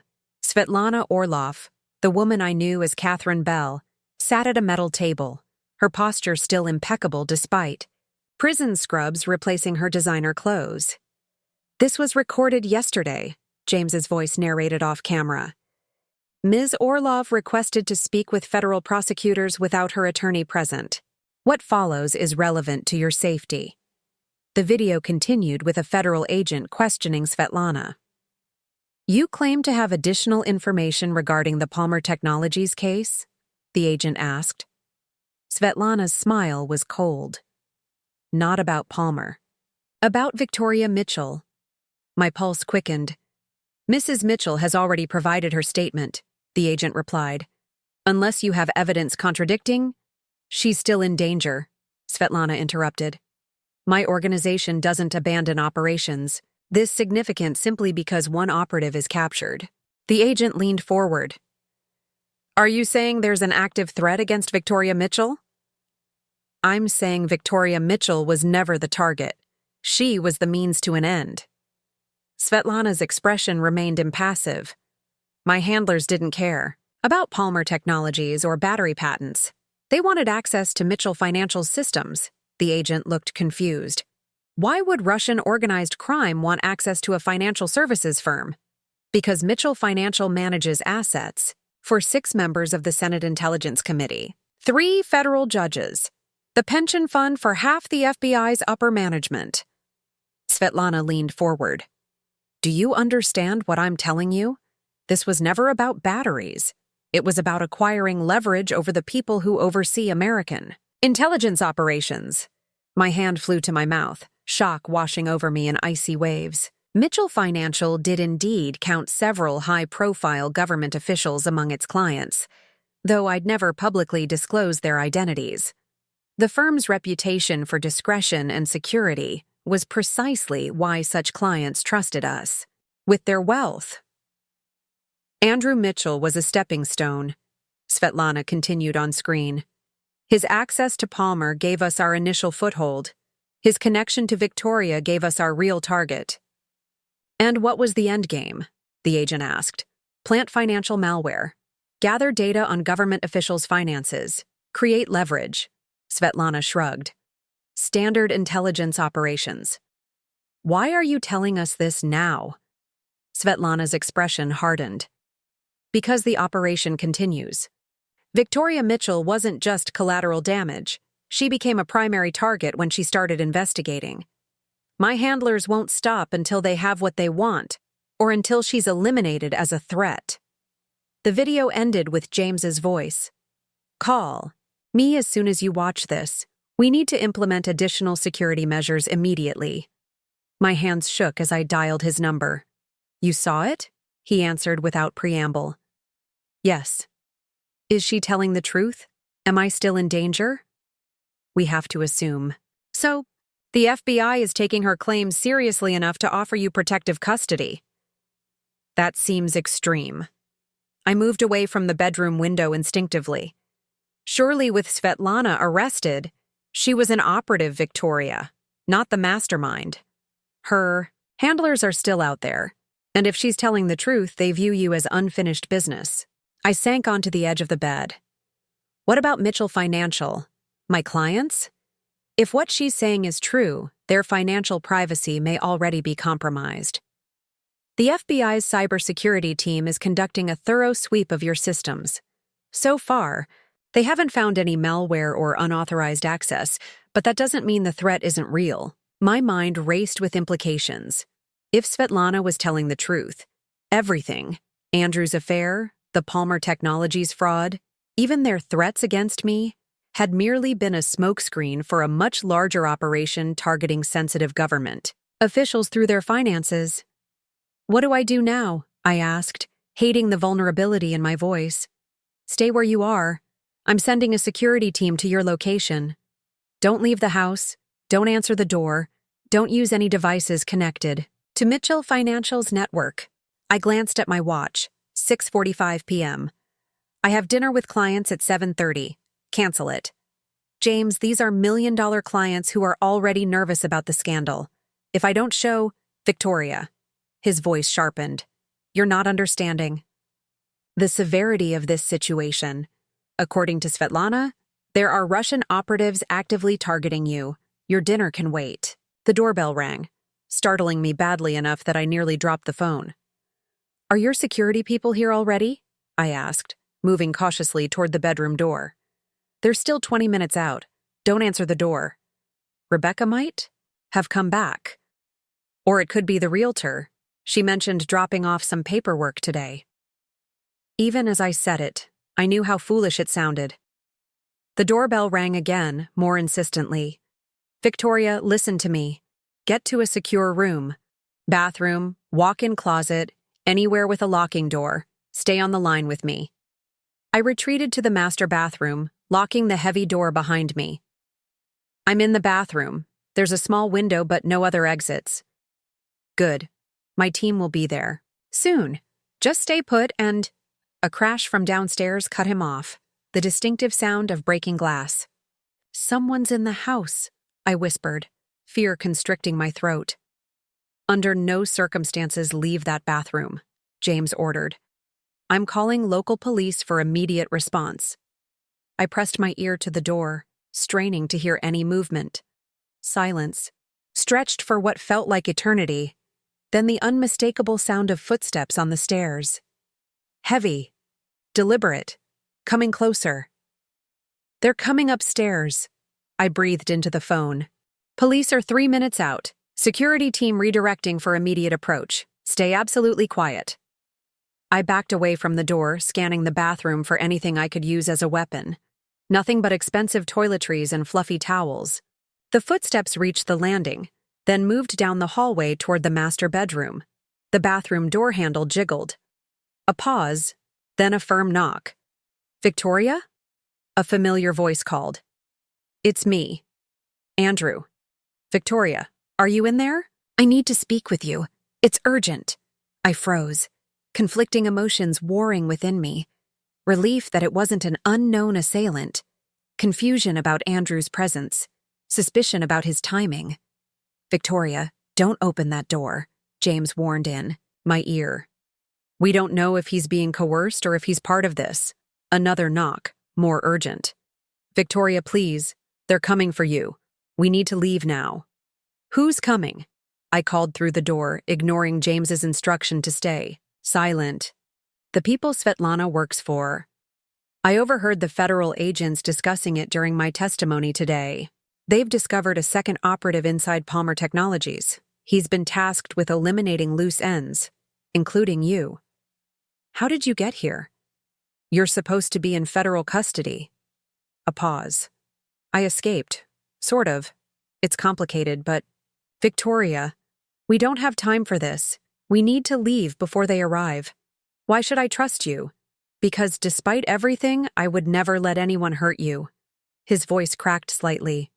Please, Vicky, open the door. James was shouting in my ear, telling me to ignore Andrew, to wait for professional help. But something in Andrew's voice, the genuine fear, the desperation, made me hesitate. Stand back from the door, I instructed. Keep your hands where I can see them. I unlocked the door cautiously, opening it just enough to see into the bedroom. Andrew stood several feet back, hands raised as instructed. He looked terrible, thinner than when I'd last seen him, with dark circles under his eyes and prison pallor. How did you get out?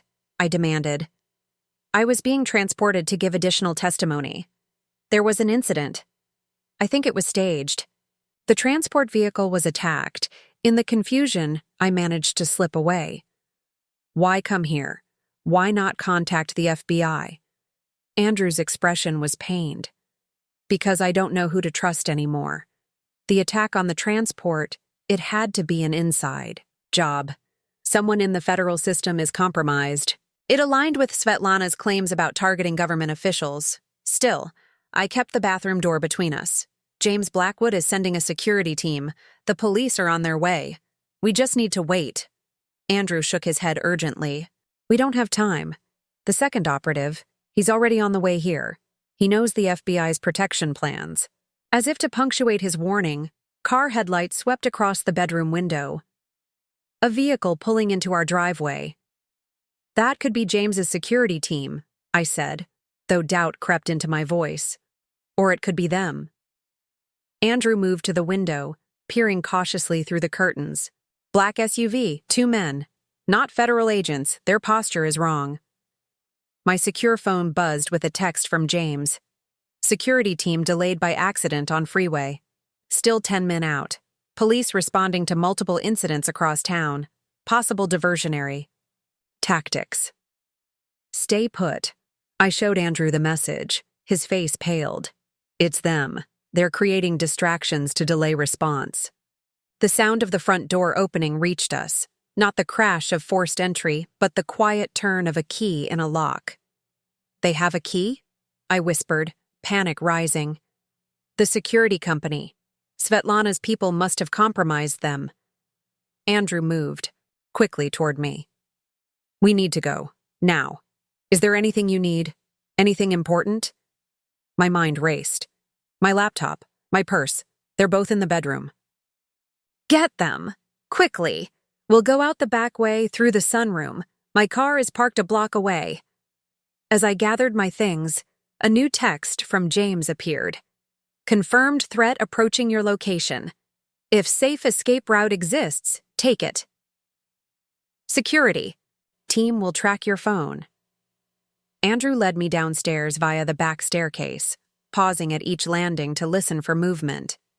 The house was eerily quiet, but I could feel the presence of intruders like an electrical charge in the air. We reached the kitchen without encounter. Through the doorway to the foyer, I caught a glimpse of a tall figure in dark clothing moving silently toward the front staircase. Andrew grasped my arm, guiding me toward the sunroom. The glass doors leading to the garden offered our best escape route, away from the front of the house where the SUV was parked. "Ready?" he whispered. I nodded, clutching my purse and laptop to my chest. Andrew eased the door open, checking the garden for any sign of surveillance. "Clear. We move fast. Stay. Low, head for the back gate." As we stepped into the cool evening air, the reality of our situation hit me fully. I was fleeing my own home, hunted by international criminals, with only my unfaithful husband, himself a fugitive, as protection. The ultimate anniversary gift, it seemed, was perspective. Compared to fighting for our lives, Andrew's betrayal suddenly felt like a problem from another lifetime, still painful, still unforgivable, but dwarfed by the immediate danger we faced together. Whatever came next, one thing was certain: nothing would ever be the same again. We moved through the darkness of my backyard, crouching low beneath the carefully manicured hedges I'd once obsessed over. The distant sounds of vehicles on the main road mingled with the soft rustling of evening wind through the trees. Behind us, light spilled from the house's windows, creating long shadows across the lawn. "This way," Andrew whispered, guiding me toward the rear gate. His hand on my elbow was firm but gentle, a touch both familiar and foreign after weeks apart. The gate creaked slightly as he eased it open. I winced at the sound, glancing back toward the house. No movement visible through the windows, but that meant nothing. Professional killers wouldn't announce their pursuit. "My car's just around the corner," Andrew murmured. "Stay close." We slipped into the alley behind the property, moving quickly along the row of darkened garages and trash bins. The neighborhood suddenly felt alien, each shadow a potential threat, each distant sound a warning. This exclusive enclave had once represented success, security. Now it felt like a beautifully designed trap. Andrew's car, not the Range Rover, I recognized but a nondescript gray sedan, was parked exactly where he'd said it would be. As we approached, he pressed a key fob, unlocking the doors without triggering the lights. "Get in," he urged, scanning the street. "Keep low." I slid into the passenger seat, clutching my laptop and purse to my chest like a shield. Andrew started the engine with minimal noise and pulled away from the curb smoothly, headlights still dark. "Won't we attract more attention driving without lights?" I asked as we turned onto a residential street. "Less than the alternative." He kept his eyes on the road, posture tense. "We need to get out of this neighborhood before they realize we've slipped away." Only when we'd traveled several blocks did Andrew finally switch on the headlights, merging into normal traffic patterns. I checked my secure phone. 3 missed calls from James, followed by a text. "Security team at your house. Intruders fled." "Where are you?" I typed quickly. "With Andrew, in a gray sedan. He says federal transport was attacked. Claims second operative targeted me." James's response was immediate. "Do not tell him where you're going. We don't know if he's compromised. Tracking your phone. We'll intercept." I glanced at Andrew, who remained focused on navigating through the evening traffic. The man I'd shared 15 years with was now simultaneously my protector and a potential threat. The cognitive dissonance was dizzying. "Where are we going?" I asked, keeping my voice neutral. "Somewhere safe, a place they won't look for us." He made another turn, heading toward the interstate. "That's not very specific." Andrew's grip tightened on the steering wheel.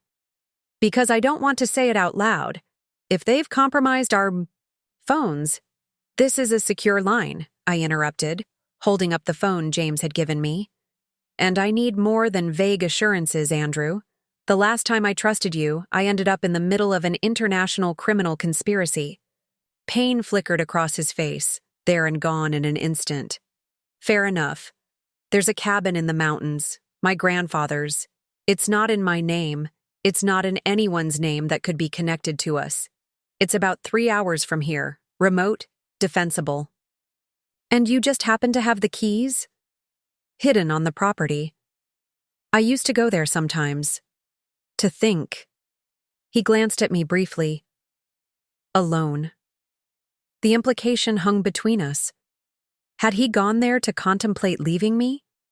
To meet with Catherine, Svetlana, away from prying eyes? The questions crowded my throat, but survival instinct kept them contained. Those answers could wait. Staying alive could not. I texted the cabin information to James, adding, "Appears to be taking me to family property. Unknown if safe. Continuing for now." The response came quickly. State police notified. FBI coordinating response. Maintain communication if possible. We'll extract you at first opportunity. As we merged onto the interstate heading east toward the mountains, I finally asked the question that had been burning since Andrew appeared in our bedroom. "How did you know about the second operative coming? For me tonight?" Andrew was silent for a long moment, eyes fixed on the road ahead. "I didn't escape, Victoria. That was a lie." My body tensed, hand moving instinctively toward the door handle. "Not like that," he added quickly, noticing my reaction. "I was released, temporarily, as bait." Bait? The FBI suspected someone was feeding information to Svetlana's organization from inside. They wanted to see who would react when they learned I was being transported to give additional testimony. His voice was tight, controlled. "The attack on the transport vehicle was staged. I was supposed to appear to escape, then be recaptured at a predetermined location. But I heard 2 agents discussing the intelligence about the second operative targeting you. They mentioned our address specifically, so you went off script. Came to warn me instead of following the FBI's plan." Andrew nodded.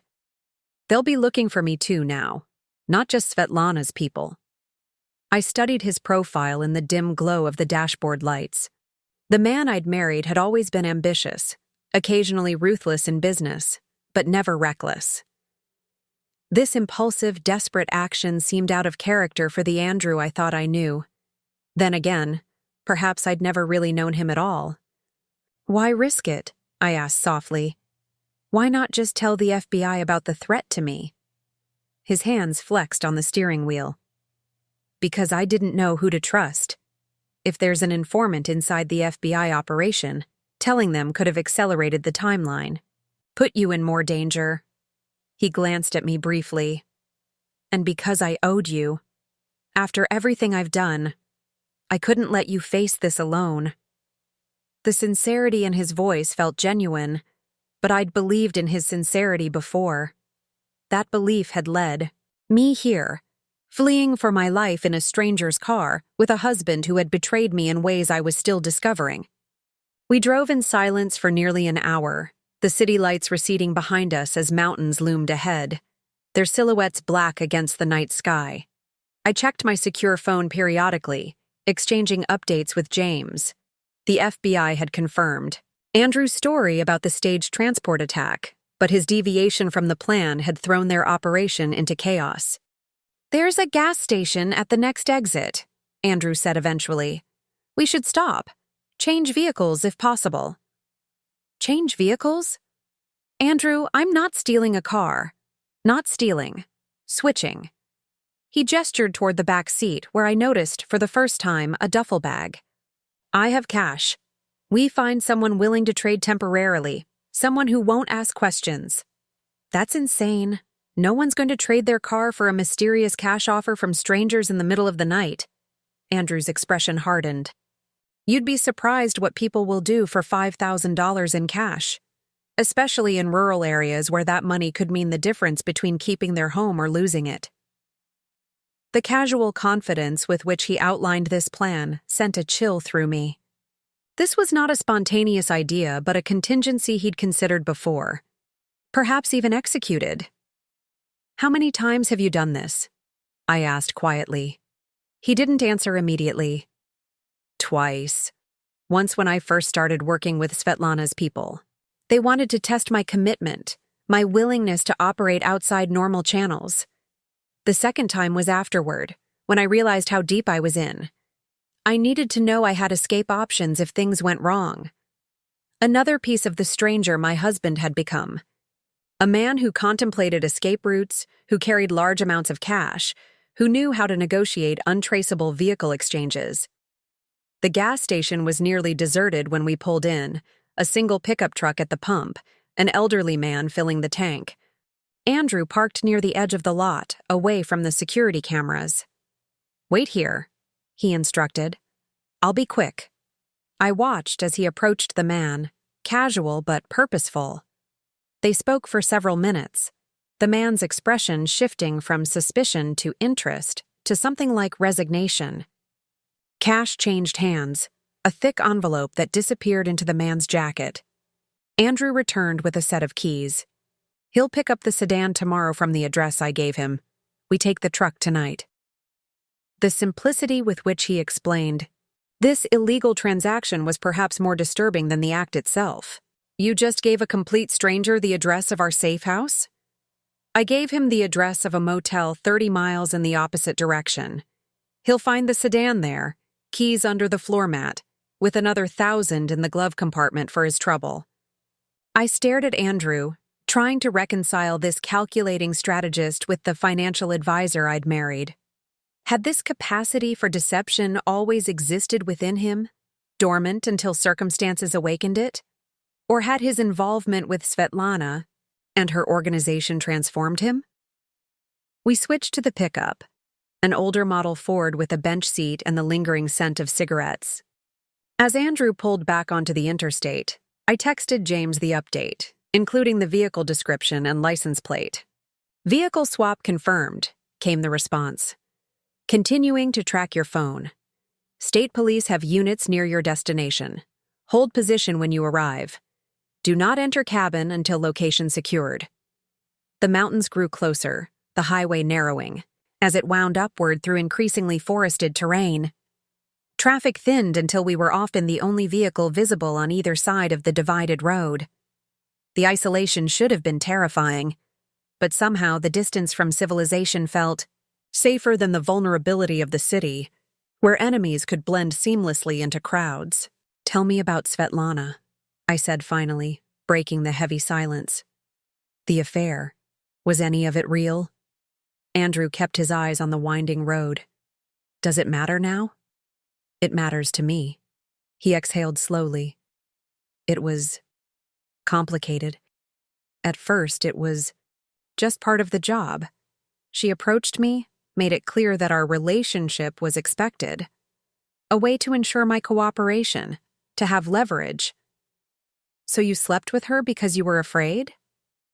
"I slept with her because I was already in too deep with the financial fraud. Because I'd convinced myself it was just another compromise in a series of compromises." His knuckles whitened on the steering wheel. "And then, yes, because I was afraid. Not just of them, but of what my life had become. The lies, the constant pressure, the knowledge that I was involved in something I couldn't control. And me. Where did I fit into all this?" Andrew was silent for so long I thought he might not answer. When he finally spoke, his voice was barely audible over the truck's engine. "You were the life I was losing. The person I couldn't face because every time I looked at you, I saw everything I was betraying." He swallowed hard. "It was easier to pull away, to tell myself you were distant, too focused on your company, that our marriage was already failing. Easier than admitting the truth, which was that I was weak, that I made one compromise, then another, until I couldn't find my way back." The raw honesty in his voice struck something in me. Not forgiveness. Not yet, perhaps. Not ever, but recognition of the human capacity for self-destruction. For justifying the unjustifiable. We turned off the main highway onto a narrower road, then again onto what was little more than a gravel path winding through dense forest. The truck's headlights cut through the darkness, illuminating tall pines, and the occasional reflective eyes of wildlife watching our passage. "Almost there," Andrew murmured. "About 2 miles up this road." I checked my phone to update James, but the signal had disappeared. The screen showed only "no service" where bars should have been. "There's no reception here," I said, unease creeping into my voice. "The cabin's pretty isolated." That's part of what makes it safe. Safe or perfectly vulnerable. Without phone service, we had no way to call for help. No way for James to coordinate the promised extraction. We were truly alone now, dependent entirely on each other and whatever resources the cabin might offer. The gravel road ended at a small clearing. In the truck's headlights, I could make out a rustic log cabin, larger than I expected, but still modest by our usual standards. A covered porch wrapped around the front, and a stone chimney rose from the sloped roof. Andrew parked the truck and killed the engine. The silence was immediate and complete. No traffic noise, no distant sirens, nothing but the whisper of wind through pine needles and the occasional call of a night bird. "Stay here while I check the perimeter," he instructed, reaching into the duffel bag to withdraw a flashlight and, more alarmingly, a handgun. "You have a gun?" I couldn't keep the shock from my voice. "Several, stored here and other places." He checked the weapon with practiced efficiency. Another precaution I took when I realized the kind of people I was dealing with. "Since when do you know how to handle firearms?" A ghost of a smile touched his lips. "My grandfather wasn't just a cabin owner, Victoria. He was a retired Marine. He taught me to shoot when I was 12. Another fragment of Andrew's history I'd never known. Had he deliberately concealed these parts of himself during our marriage? Or had I simply never asked the right questions?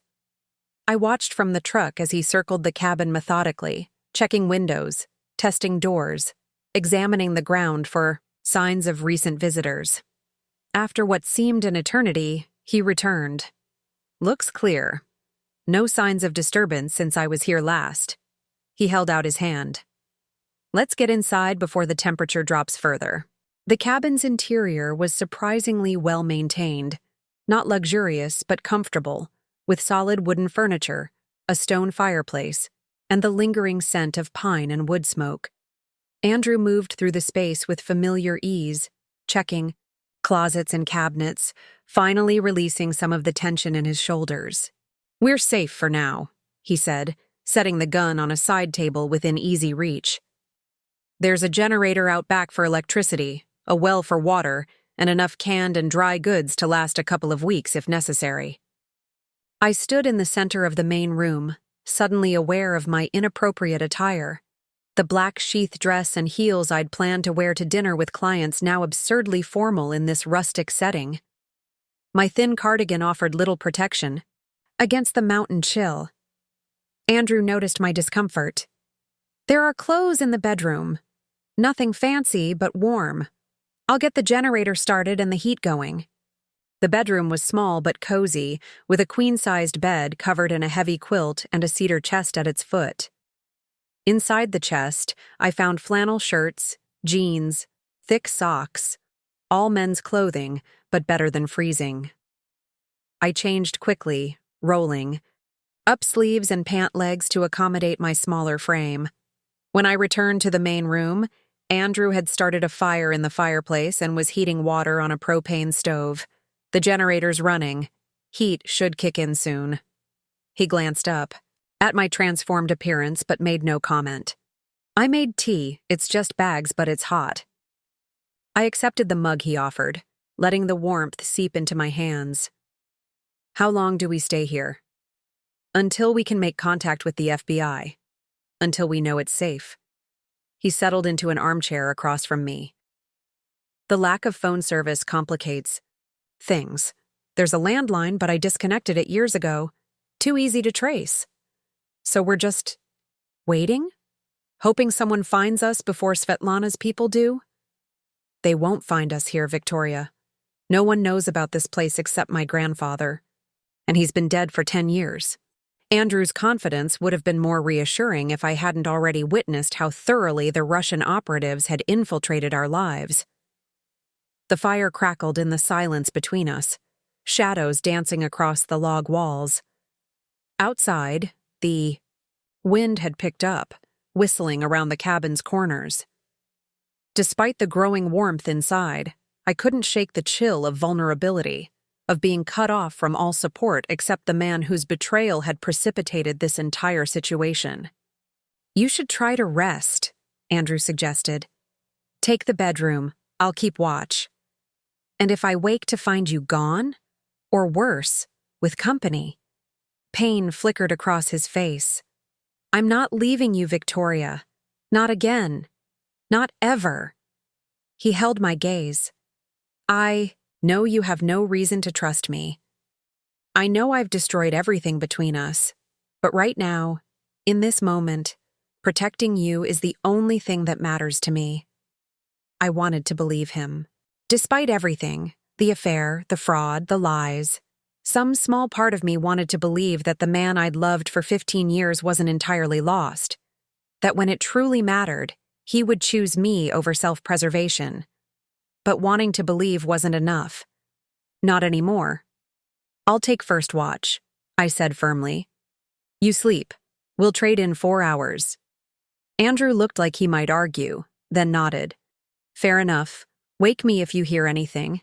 Anything at all.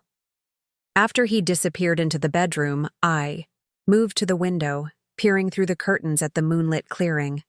The forest beyond was a wall of darkness, impenetrable to my city-trained eyes. Anything, or anyone, could be out there, watching, waiting. I picked up the gun Andrew had left on the side table, testing its weight in my hand. I'd never fired a weapon before, had always found the idea distasteful.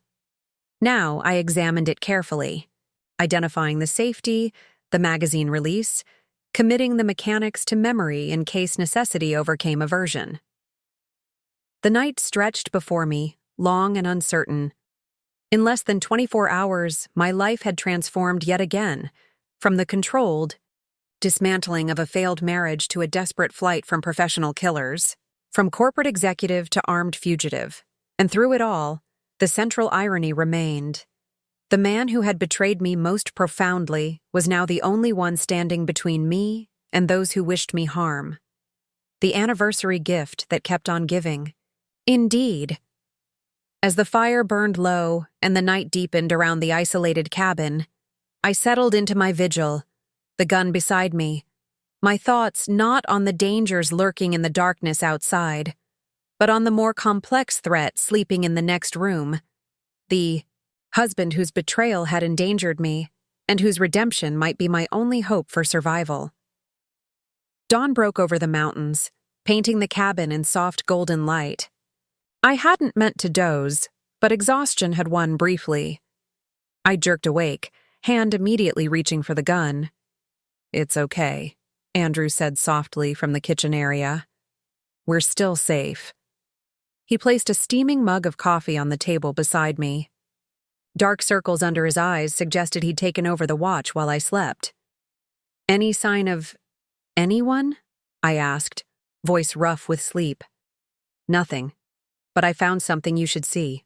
He led me to a shortwave radio hidden in a cabinet. My grandfather was paranoid about being able to communicate during emergencies. I never thought we'd actually need it. Does it work? We're about to find out.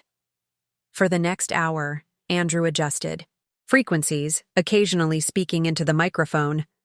This is Evergreen seeking federal assistance. Security situation. Anyone monitoring emergency channels, please respond. On the 5th attempt, a burst of static, then, Evergreen, this is I. Blue sky, authentication code required. Andrew looked at me. They're asking for credentials I don't have. I took the microphone. This is Victoria Mitchell. I'm with Andrew Mitchell. We're at a cabin in... Mrs. Mitchell, the voice interrupted. Security protocol questions. Your executive assistant's name? Rebecca Chen. The investigator you hired? James Blackwood. A pause. Location secure? Are you alone? We appear to be secure. No signs of pursuit, just the two of us. Satellite has your location. Extraction team ETA 40 minutes. Remain inside. Flashlights 3 times when you hear helicopter approach. The radio went silent. 40 minutes, Andrew murmured. Then you'll be safe. His wording wasn't lost on me. What about you? I violated the terms of my federal custody arrangement. Best case scenario, I face additional charges. Worst case, He shrugged. Well, prison might be safer than the alternatives. We sat in silence, the weight of impending separation heavy between us. Why did you do it, Andrew? All of it. The real reason. He stared into his coffee. I told myself it was about the money, about building a safety net you didn't know we needed. What does that mean? 3 years ago, Mitchell Financial was audited. You were focused on the IPO preparation, so I handled it. There were irregularities. Nothing criminal, just aggressive tax strategies. I fixed it before you knew, but it scared me. Made me realize how precarious success can be. So you created your own precarity by committing actual crimes? A bitter laugh escaped him. Ironic, isn't it? But it was more than that. Working with Svetlana, the danger of it all, I felt alive for the first time in years. Important. Necessary. And I made you feel, what? Unnecessary? His eyes met mine, raw with honesty. Outshined. You built an empire while I advised other people on their fortunes. You were the star, Vicky. I was just orbiting your success. The helicopter's distant. Thrum interrupted my response. Andrew's expression hardened into resolve as he moved to flash the cabin lights. It's time, he said. The extraction team was brutally efficient. 4 agents in tactical gear securing the perimeter, checking the cabin, confirming our identities. As they prepared to escort us to the helicopter, gunfire erupted from the tree. Line! Contact! An agent shouted. Multiple hostiles, north approach! Andrew grabbed my arm, pulling me down behind a sofa as bullets shattered windows. Stay down! The federal agents returned fire, the cabin becoming a war zone of splintering wood and tactical shouts.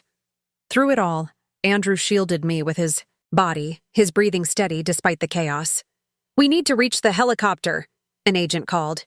Now, primary package only. Andrew's grip on my arm tightened. They're prioritizing you. When I say go, run straight for the helicopter. Don't stop. Don't look back. Andrew. Please, Vicky, let me do this one thing right. Before I could respond, he was moving, drawing, the spare gun from his ankle holster, nodding to the nearest agent, creating a coordinated diversion. Go! Now, he shouted. Instinct took over. I ran, half-crouched, as Andrew and 2 agents laid covering fire. The helicopter's downdraft whipped my hair as hands pulled me aboard. I turned back to see Andrew still at the cabin door, firing methodically at unseen attackers. Wait! I shouted as the helicopter began lifting. We can't leave him! Secondary, extraction team inbound. The pilot responded coolly. 2 minutes out. Those 2 minutes stretched like years as I watched the cabin grow smaller below, sporadic gunfire still visible. Then a second helicopter appeared, hovering briefly before touching down in the clearing. They've got him. The agent beside me. Confirmed. Mission complete. 6 months later, I sat in a federal courthouse waiting room, hands clasped to stop their trembling. The door opened and Andrew appeared, escorted by marshals but no longer in handcuffs. 30 months, he said, voice hollow with disbelief. Reduced sentence for cooperation. The marshals gave us a moment of privacy.